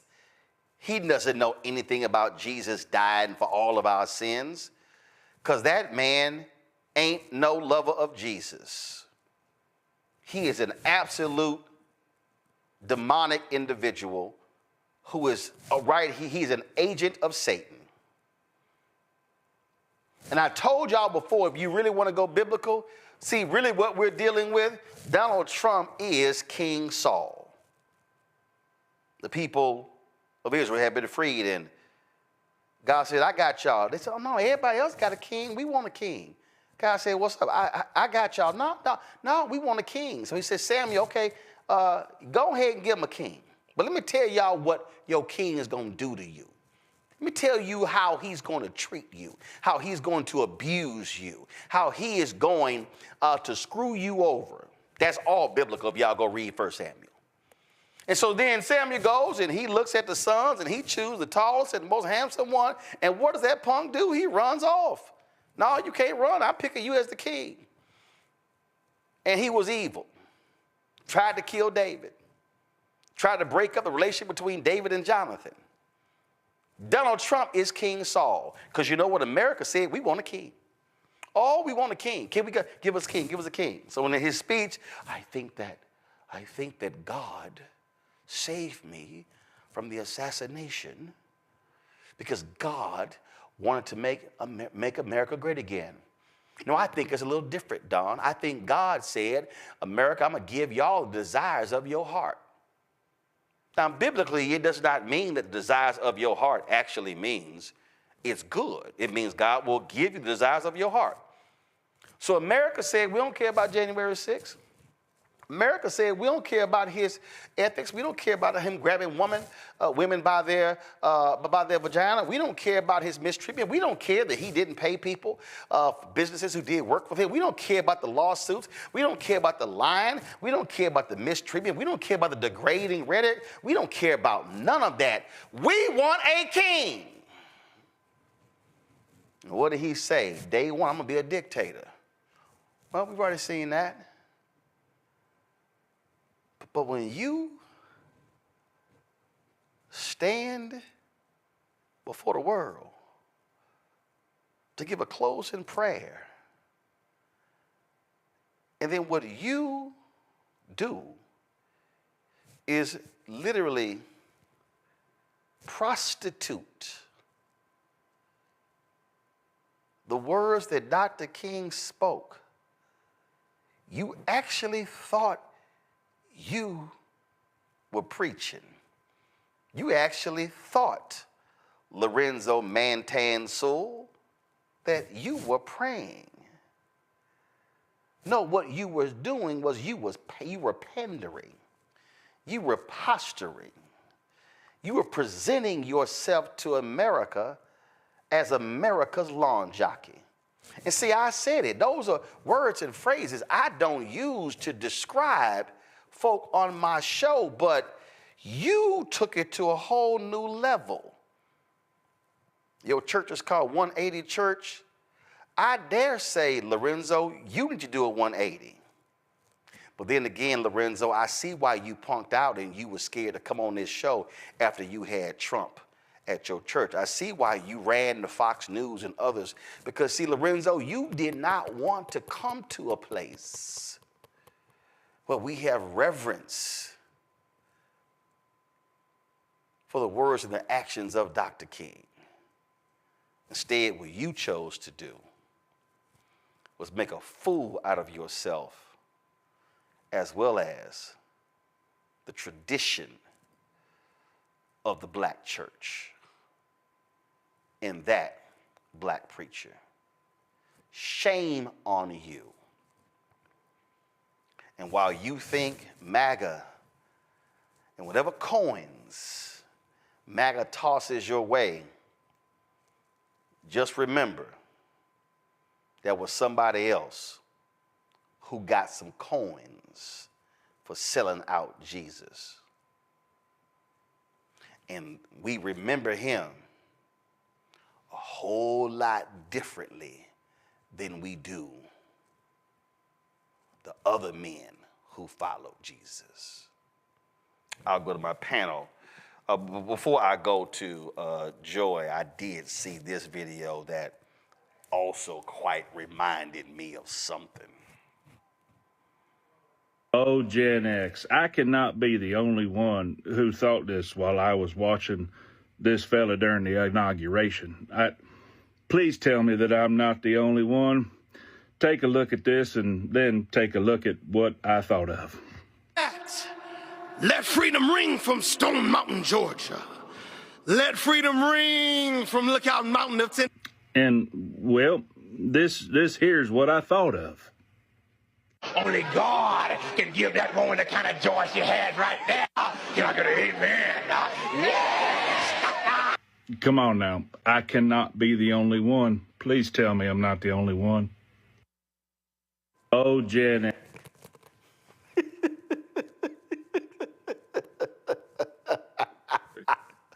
Go ahead, Joy. That's gonna be funny. I thought of that too. So I did watch yesterday. I am home in Florida, and my mom, we just couldn't resist. We did not say Christianly words at the TV. I'll admit that. But when the pastor came on, I just couldn't believe that I knew that he was engaged in a grift. I didn't know about the coins until afterwards. But I knew, I was like, if he's engaged with Trump, there's a grift involved. There's money involved. There's some effort to defraud and confuse and befuddle and to make some money off of this engagement. It was the worst acting ever. And I've seen a lot of bad acting. I just couldn't believe it. And a bastardization of religion. Just so embarrassing. And they laughed at him. That's what's so great. Stop looking at him. Look at the people behind him. They were laughing at him. J.D. Vance's wife was also, she had my face. It was confusing, and obviously he didn't read the room. I mean, none of those people appreciated what he was doing. Even they knew it was off.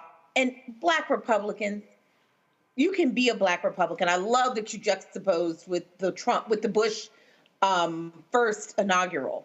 Think about how divided we were even at that time. But we didn't have a Black preacher come on and make a complete mockery of himself, a performance. And so we know that this person is not any kind of true man of God. He couldn't possibly be and have done all of that. The person we should be focused on is the bishop who spoke today. She is a reminder of what religion should be, what it can be. And frankly, Donald Trump should have expected that some minister was going to speak directly to him. And I wasn't even as appalled at Donald Trump's face during the prayer breakfast, but J.D. Vance's face. He was looking around. He was obviously... No, he was looking down at Trump like, oh my Lord, she's saying to you, you gon', I can't believe. Yeah. He was mad. He was mad. Power. First of all, Joy, here's what these folk don't understand. Well, they don't understand, I'm going to pull Jonas here. The purpose of a preacher is to convict those sitting in the pews. They're not supposed to be there to affirm you. The preacher is supposed to use the word to challenge you and to call you into question and to call you to do better when you leave. And all of these right-wing folk, Joe, are mad and upset. Oh, take their 501c3 status. How dare she talk that way? Because she talked the way a preacher is supposed to talk to power. Yeah, that's right. I mean, that's the way Martin talked to power, right? And we whitewash how this country, as a country, we whitewash how we felt about Martin as if he wasn't killed violently, which he was. And so, a preacher is always going to call us to our highest purpose, to our highest morals, and they'll use the word actually to do it. So it was a bastardization of Dr. King's words to take his favorite parts of the speech, but not the other parts that really call into question what it is that's going on with those that are the least of us, right? And it's bad when you be sitting there and your eyes are closed to start, and at some point you just kind of got to open your eyes and be like, what in the world is going on here? And they were all doing the best they could to keep from busting out laughing, because this thing was really a clown show. It was a performance, and not a very good one. And it's not one that glorified God. It's not one that lifted people up. All it did was, kind of kiss the president's behind, for lack of a better term. And so he sold himself out. But, it's probably not the first time he's done it. Probably won't be the last time.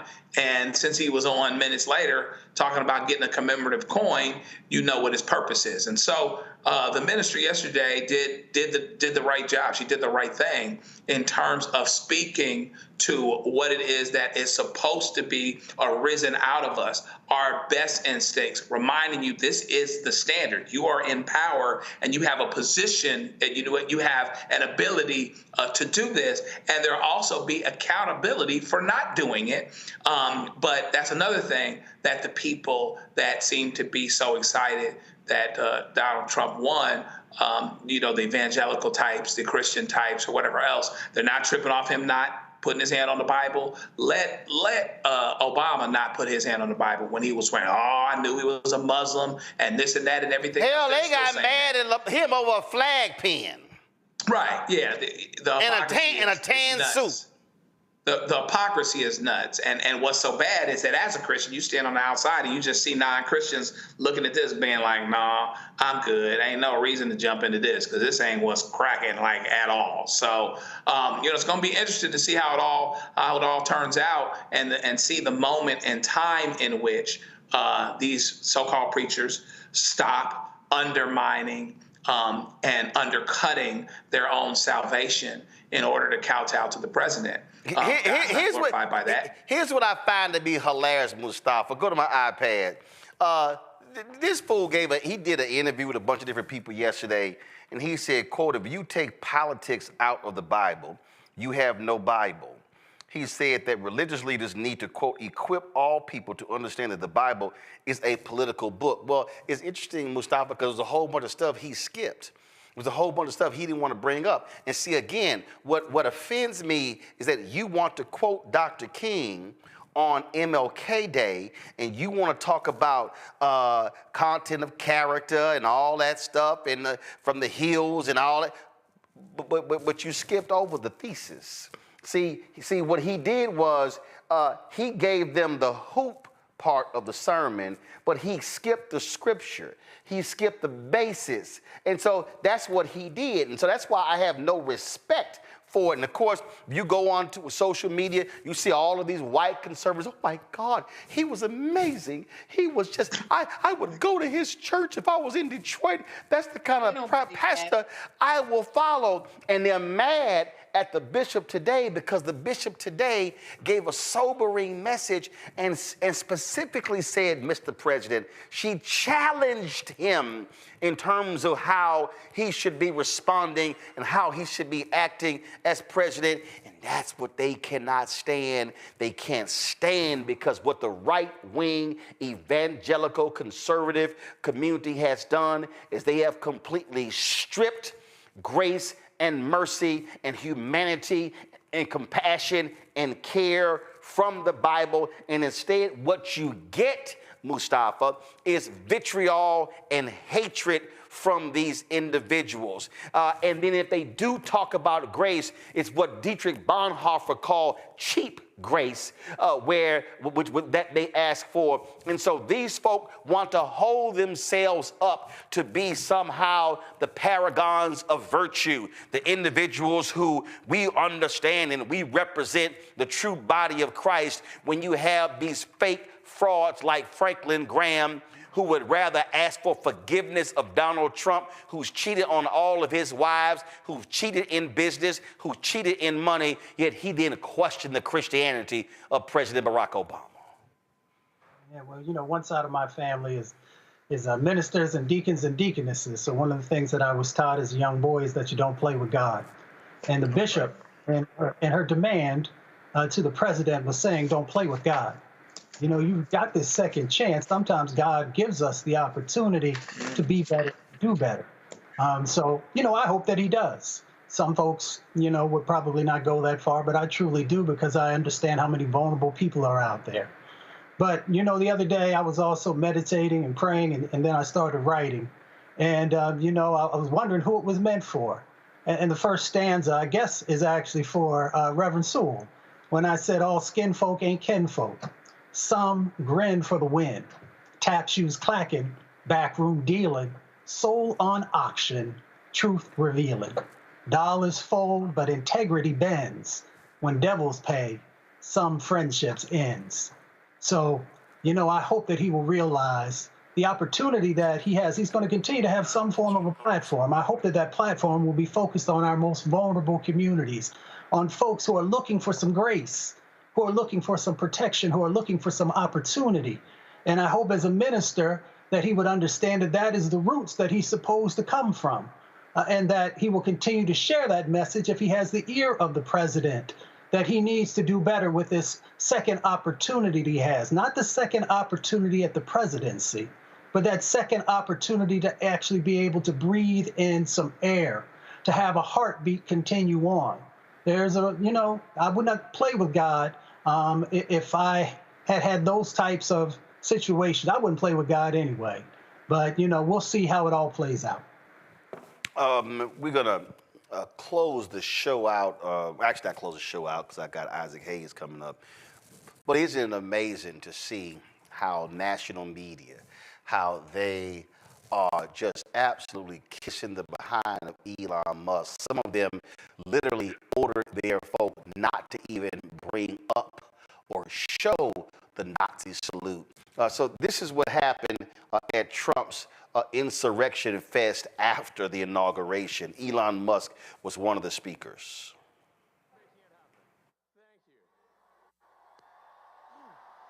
Wesley, come on, Wesley.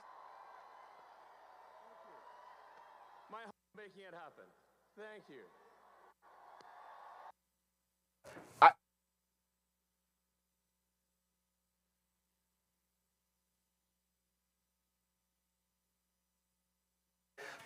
He was finishing his speech, and he walked out all excited, running around, and then he does this salute. Do we have it fixed now?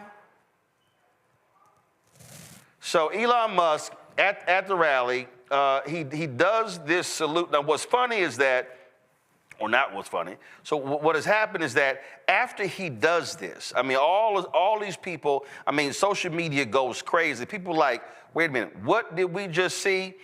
And then you've got folks sitting here, oh my goodness, that's not what he did, that is what he did.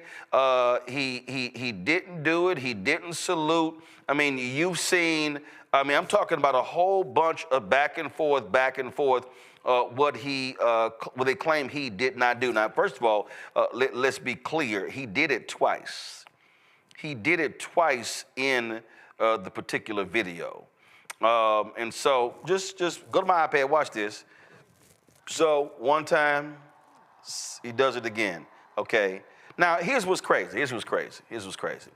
I guess again, you have the right folks, you have them defending him. Did y'all pull the video of the Nazi protesters and they compared the two videos? Did y'all pull the video? All right, roll it. No, Elon. The Nazi video, no, not that. That's from the hearing. That was a video where these Nazis were protesting. They did the sign, and then they played Elon. And it looked the same, looked the exact same. Now, I'm going to find it, because y'all don't have it? All right, anyway, I'm going to find it. This is the ADL statement. So the Anti-Defamation League, now, you know, they call out anti-Semitism all the time. Y'all had a statement? Please pull it up.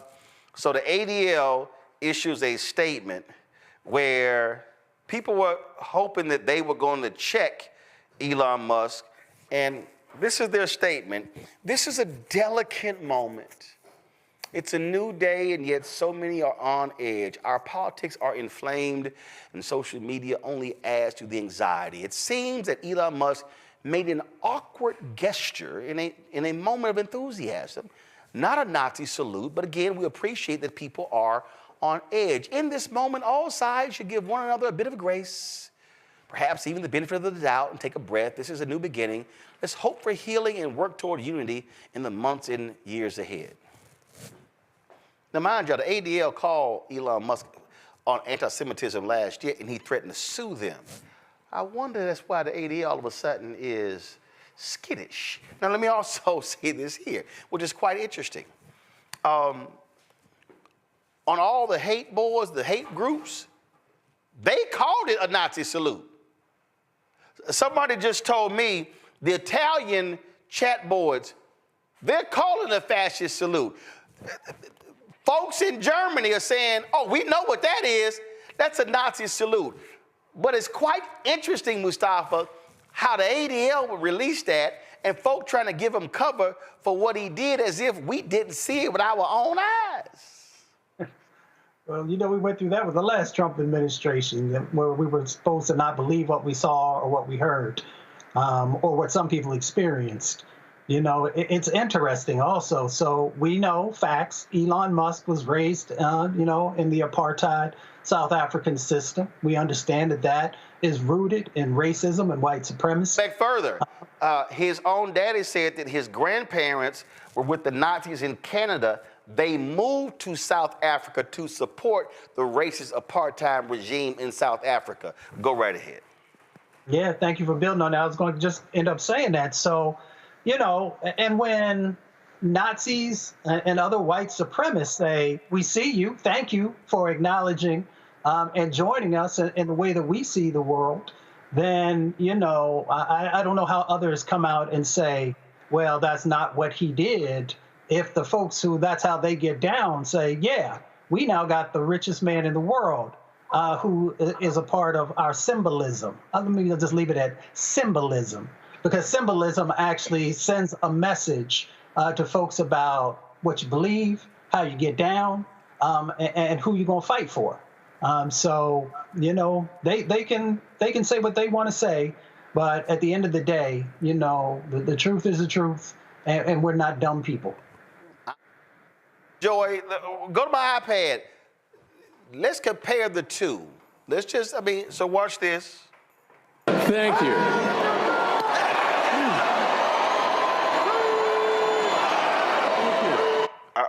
I'm sorry.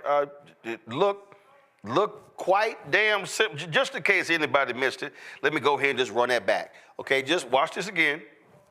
Thank you.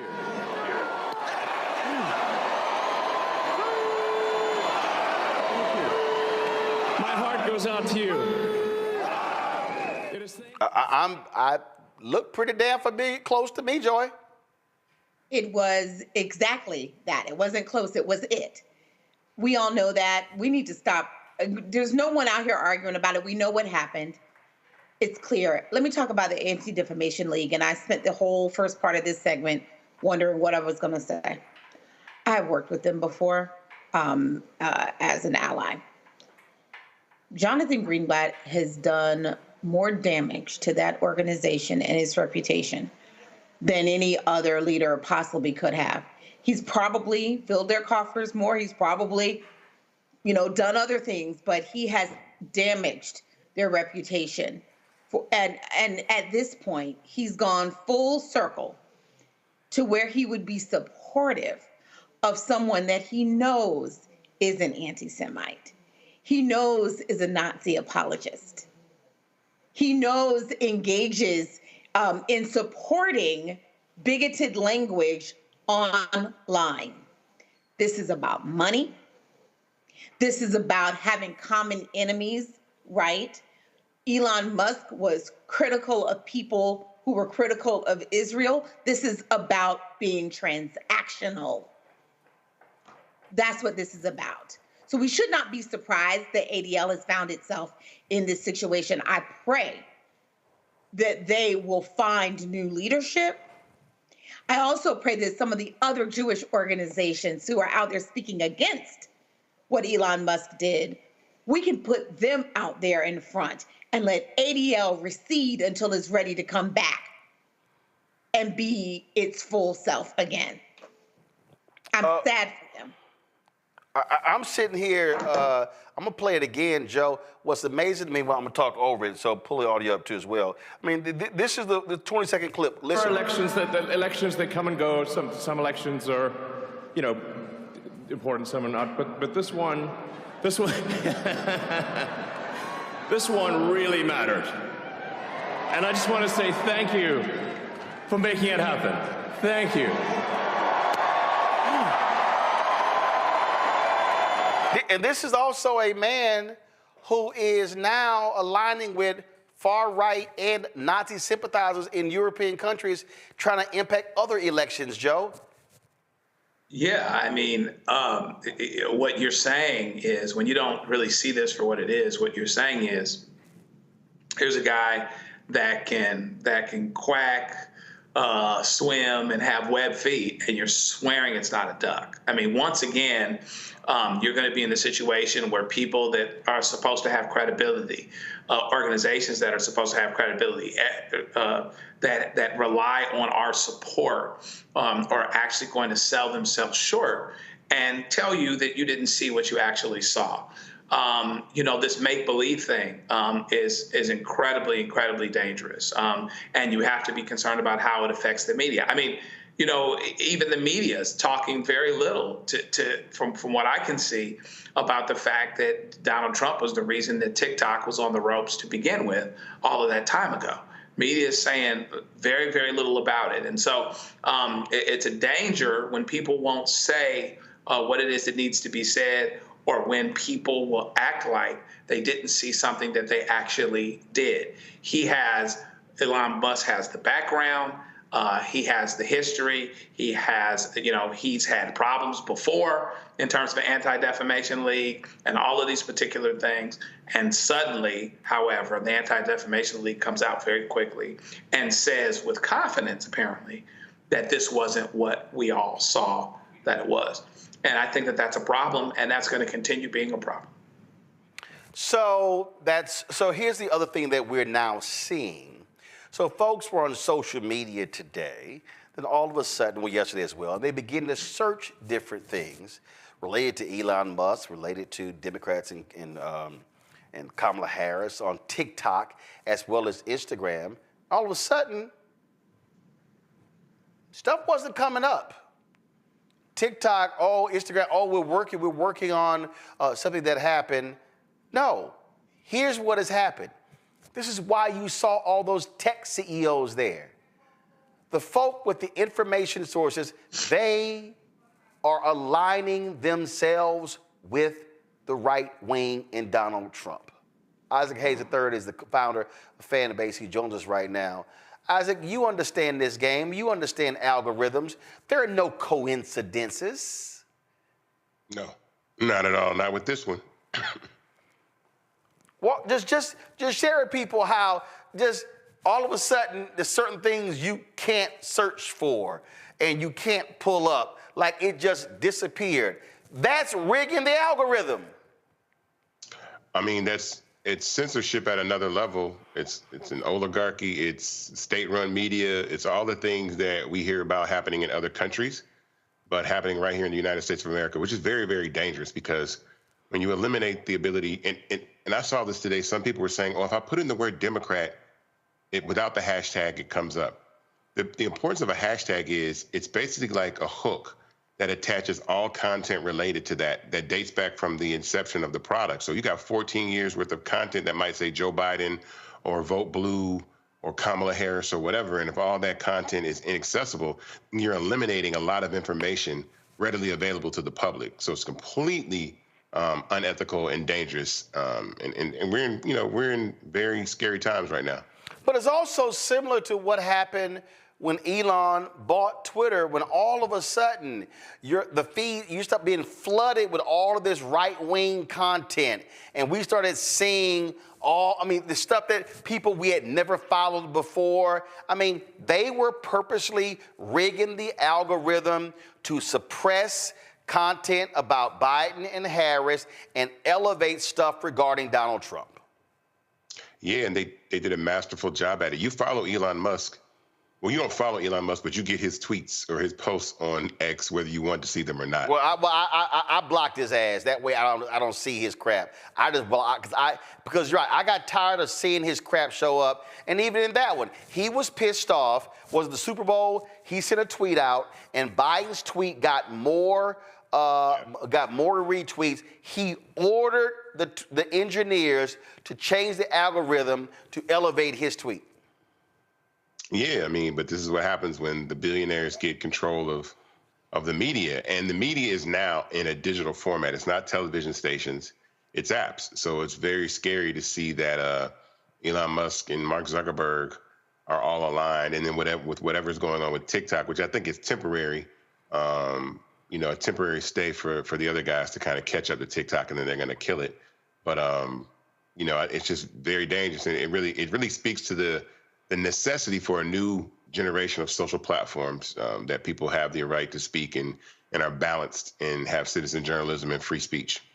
Well, and what people don't understand, we talk about these platforms, and the reality is, and we started during the election, a majority of people in demographics 1835, 1849 they were getting their information from Instagram and TikTok. There were people who were saying that TikTok changed their algorithm and was feeding right-wing content. Now, all of a sudden, you got the VP, the vice president of the Chinese Communist Party as a guest inauguration, the TikTok CEO sitting amongst them. TikTok sponsored one of the inauguration balls. The Chinese government, they know exactly what they are doing. I mean, I honestly think that the ban doesn't necessarily make sense for me with TikTok and the relationship, because it only bans it. It only gives it until April to sell the company in a 50-50 split between the United States and China.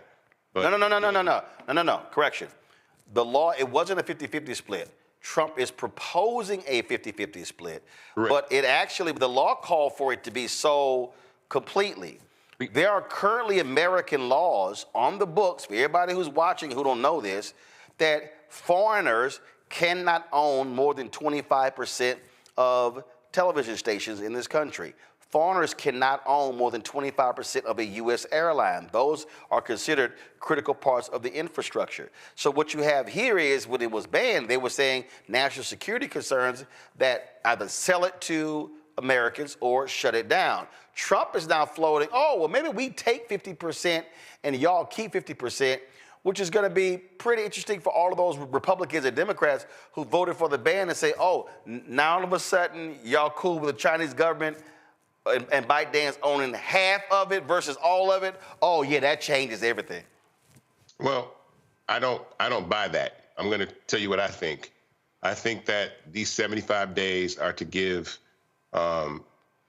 Meta and X enough time to mimic TikTok functionality, and then they will ban TikTok. Because why would Meta all of a sudden say, put your TikTok link on your Facebook page? Why would they pay TikTok creators $5,000, $10,000, $30,000 to post reels? Why would they create a CapCut-like editing functionality platform that's owned by TikTok on Instagram? Why would X add a video feature? There's a video feed feature now on the bottom of X. And so I think this is just to give them enough time to mimic and copy TikTok as much as they can, and then they're still going to get rid of TikTok. Okay. Questions from our panel. I'll start with you, Joy. So I definitely think we have to educate ourselves about, what came first, right? The real issue for me is that we have a law on the books. It was passed by Democrats and Republicans. This is why the Supreme Court wouldn't invalidate it, right? For national security reasons, which is the highest reason that it's hard to overcome. And yet, we had both a little bit with Biden and now with Trump, a willingness to walk away from this. Now, I understand a lot of people are upset, but a lot of people have been upset. And really, this is up to TikTok, because TikTok could have done what the United States said to do, which was to divest, right? Which was to sell. It did not do that. It was hoping for a Trump administration. And some might say pushed for a Trump administration through his algorithm. Okay. Question? But I know, I'm getting there. I know. I need you to get there a lot faster. What do you think what do you think about that? I mean, that really is the concern, is that we're grooming people for an authoritarian state where you can just throw out a law, switch it up via executive order, and everyone say, okay. That to me is really the problem. Not just this, but what it says for the future. Well, from an optics standpoint, if I'm China, I just punked the United States of America. I had you guys go through both houses of Congress, the president, and the Supreme Court, and you still didn't do what you said you were going to do, which was kick our ass out of your country. So if I'm China, they played chicken and they won. We didn't do what we said we were going to do. So this 75-day reprieve I still think is like, for me, it just makes America look weak. If you say you're going to ban an app for national security reasons and then you don't do that after, again, it goes through all this legislation, all this process, and you don't, it just makes America look weak. And, you know, again, if the app should be banned for national security reasons and everybody voted for that, the Supreme Court upheld the law, then I guess that's what should happen to the platform, but it doesn't seem to be happening that way. So, Joe.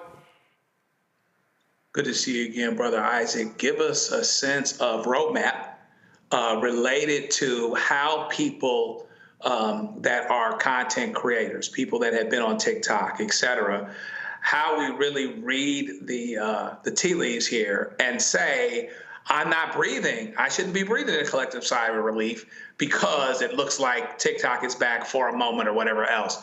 Take us through, and is there something that you guys are doing actually on your platform, taking us through how one would in a good way, the best way they can, make the transition as if TikTok may not be here? Well, I mean, first and foremost, I think that content creators and users should own their content. No matter where you go, you should be able to pick up and take it where you want to take it and move it around. So for that reason, we created a content migration tool that allows you to migrate content from TikTok over to Fanbase, content from Instagram over to Fanbase, because if these platforms do go away, I think, you know, this weekend showed us how fragile the ability for millions of Americans that enjoy TikTok, that built businesses off TikTok, to have their ability to monetize and make money taken away from them so quickly. I would not trust these platforms at all. I would not trust Meta. I would not trust X. I would not trust TikTok. I would try to find places and platforms where I knew that I could own my content, that I was free to monetize, and that is not caught up in this game of politics and censoring content. And so, again, for us over at Fanbase, I welcome every single person on the planet that wants to utilize the platform. I'm not here to silence Republican voices or any other type of voices on the platform, because there's no discourse. You know, we make it in this world when we disagree and we have conversations and we come to understand one another a better way rather than these silos and just shutting off information and trying to rewrite history through technology. And so for us, I look for myself and other platforms to create apps and other tools for people to be able to utilize that support free speech. Something that we're doing at Fanbase that we're building in 2025 is called Spark. And Spark is basically our answer for Twitter. It's citizen journalism. It's microblogging. It's something that I really want to make sure happens in 2025 as we continue to close this race, because people need to be able to speak freely and not worry about a CEO being all in the video, pushing content down your throat. And that doesn't happen at Fanbase. Mustafa. Yeah, well, brother, good to see you again. I continue to try and tell everybody to go to Fanbase, check it out, make some informed decisions for themselves. I was going to ask you about Spark, but you talked about Spark because I think that's incredibly important. You know, I believe that, you know, Fanbase has a lot of promise. I'm curious, you know, you talked about, you know, over the next year or so, but if you could pull out your looking glass and 5 years from now, what would you like to see Fanbase looking like, and how would folks be utilizing it in that moment? I see Fanbase in 5 years being the #1 social media platform in America. I think that the current platforms and the owners of those platforms seek to be something different than they are. I think that Mark Zuckerberg wants to be something more than just an owner of a social media platform. And I think they want to reach trillionaire status and have true power. And for that very reason, they're going to open the opportunity for other platforms to step up and come into the fold and do that. So for me, we're going to continue to build Fanbase. And in this last, even in this last few days, we had over 400,000 people join the platform. We raised over $1.7 million last week and over $700,000 in the first 2 days of this week. So the raise that we're doing on Starters is closing. That is critical for us to be able to scale and build. And I think it's the biggest compliment in the world to compare Fanbase to a platform like TikTok or even a platform like Red Note that's worth $17 billion and raised $900 million, when we're just trying to raise our first real $17 million round to scale and build. And so I think that we will close this $17 million round relatively quickly. I think that TikTok is going to do what I said is go away, and fan base will be there to benefit like the other apps out there. And then we will continue to scale and move forward from there. Again, folks, if y'all want to, first of all, you should download Fanbase. Get your account. If you want to invest, go to startengine.com/fanbase. Startengine.com/fanbase. All the details are there for you to check it out. Isaac Hayes III, we appreciate it, bro. Thanks a lot. Thank you. Real quick, folk, yesterday, Sexy Red, you will never, ever hear me discuss her on this show, only within this context. Yesterday, Sexy Red decided to post this AI-generated photo of her dancing, holding hands, and dancing with Reverend Dr. Martin Luther King Jr. Well, that didn't sit too well with his daughter, Bernice, one of his 2 surviving children. Bernice posted this. This is intentionally distasteful, dishonoring, deplorable, and disrespectful to my family and my father, who is not here to respond himself because he was assassinated for working for your civil and human rights and to end war and poverty. Please delete. Well, Sexy Red has deleted that photo. Unfortunately, let me find it right here. I saw it a little bit early. Give me 1 second. Unfortunately, there was a second photo that she did leave up that put her in, this is the one, let's see right here. This is the one that she put up, her holding a handful of cash as if she was marching in one of these protests. And so that one is still up. Real quick, get our panel's thoughts. Mustafa, when you saw that first one, you were like, oh, hell no. I mean, folks are so disconnected from the struggle, right? And everything that folks have done for them and poured into them. So they have the opportunity to be an artist and to be able to make money. But we also, and I understand that art can take many different forms, but there's nothing of value in what this sister has done.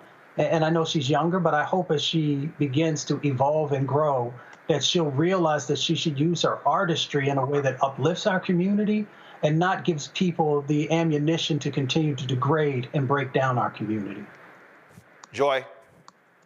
You know, I think it's fair to judge her art. That's what it's out there to do. I'm going to refrain from that only to say this. Sis, if you're listening, we love you. We want to bring you in. Sometimes you got to make sure that you're surrounded by people who will give you pause and will say, that may not land the way you mean for it to land.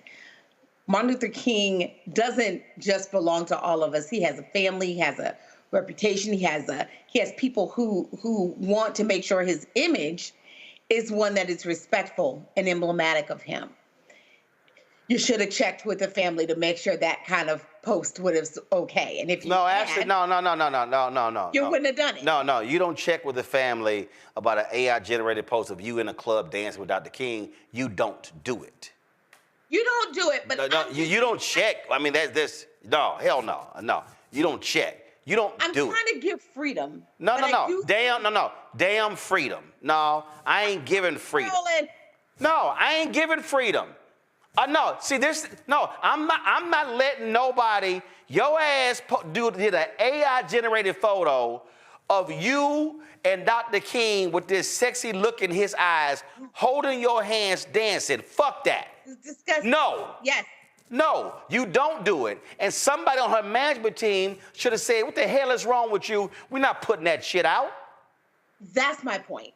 She needs people around her, and I'm calling her to get those people around her, but I want to do it in a loving way. No, I ain't doing shit in a loving way. I am tired of coddling these people. You did that bullshit to get attention, and now you got attention, and Bernice King called her ass out, and that's why she deleted it. Yeah, I mean, it's a problem for sure.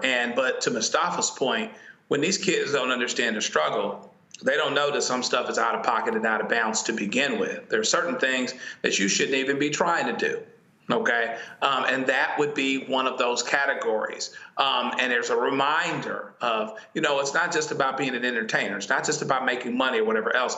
It's also about living a life that hopefully honors people that contributed to your ability to even achieve success, not the least of which would be Martin Luther King, who literally gave his life for it and knew that's what he was doing while he was doing it. And so we've really got to make sure that these young folks understand what it is that's going on so that certain things, hopefully to them, would be off limits in the first place. Yeah, well, I have no tolerance for the shenanigans, nor do I have tolerance for these people who put these flyers together for MLK holiday at strip clubs and at restaurants and hookah or whatever. It's gonna be some basic damn respect, and some stuff is that we ain't going down. And so folk need to stop playing games, and I'm glad Bernice King called her ass out for that stupid damn photo that she put up, and she should delete the second one because you look like a damn fool holding a hand of cash and posing yourself in a photo where they fighting, where they marching for rights and advocating for poor folk, and you sitting there holding a hand of cash. What the hell is that for? Is it for bail money for the folk who actually went to jail for you to have rights? No, I ain't letting them off the hook, damn that. I ain't doing shit in a loving way. I'm gonna do it as harsh and as grown as man as I can, because some of these folk clearly didn't have daddies and uncles and aunts to check them. No, yeah, I damn sure said it. Yeah, because if you had mamas and daddies and aunts and uncles who checked your little young ass right the first time, we wouldn't be having this damn conversation. Yeah, I said it. And trust me. Roland, my mom agrees with you. And She's trust in the me, background. if one of my nieces or nephews pull some bullshit like that, trust me with the quickness, I wouldn't even make a phone call or a FaceTime. I'd be on a plane in they damn face direct, up close in person. You're right. You damn right I know I'm right. Yeah, that's right, I'm right. All right, y'all, that's it for us. It's going to be a lot more to deal with when it comes to this thug who's in the White House and all these crazy fools. And so we're going to be right here. And so I told y'all, we ain't backing down. We're going to call this thing out as we see it. And so thanks, Joe. Thanks, Joy. Thanks, Mustafa.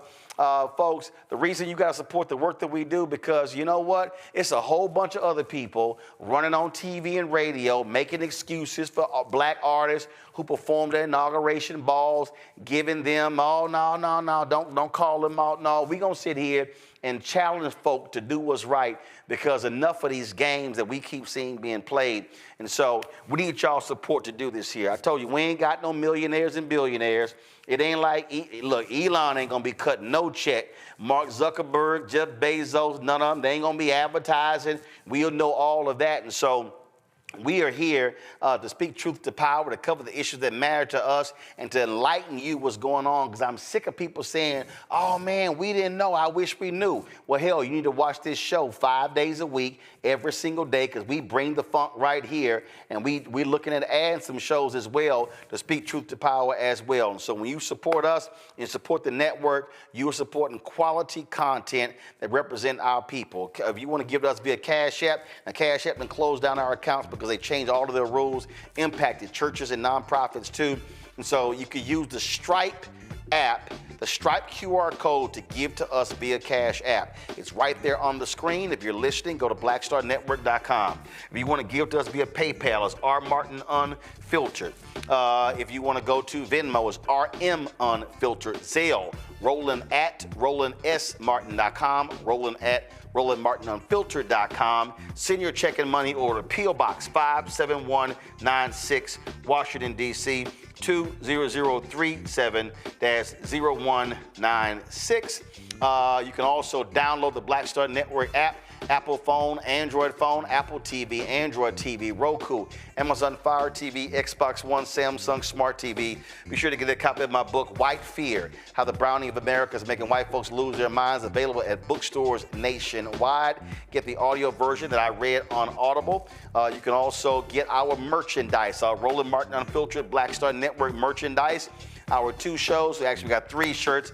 Project Survive. Y'all got to tell Keenan, we got to figure out, is the shirt Project Survive 2025 or is Survive Project 2025? You can let me know which one it is. The other one is hashtag We Tried to Tell You, FAFO 2025. And the other was Don't Blame Me, I Voted for the Black Woman. That's our hot one. I'm going to wear that on the show tomorrow. So, folks, that's it. I'll see y'all tomorrow right here on Roland Martin Unfiltered on the Black Star Network. Holla!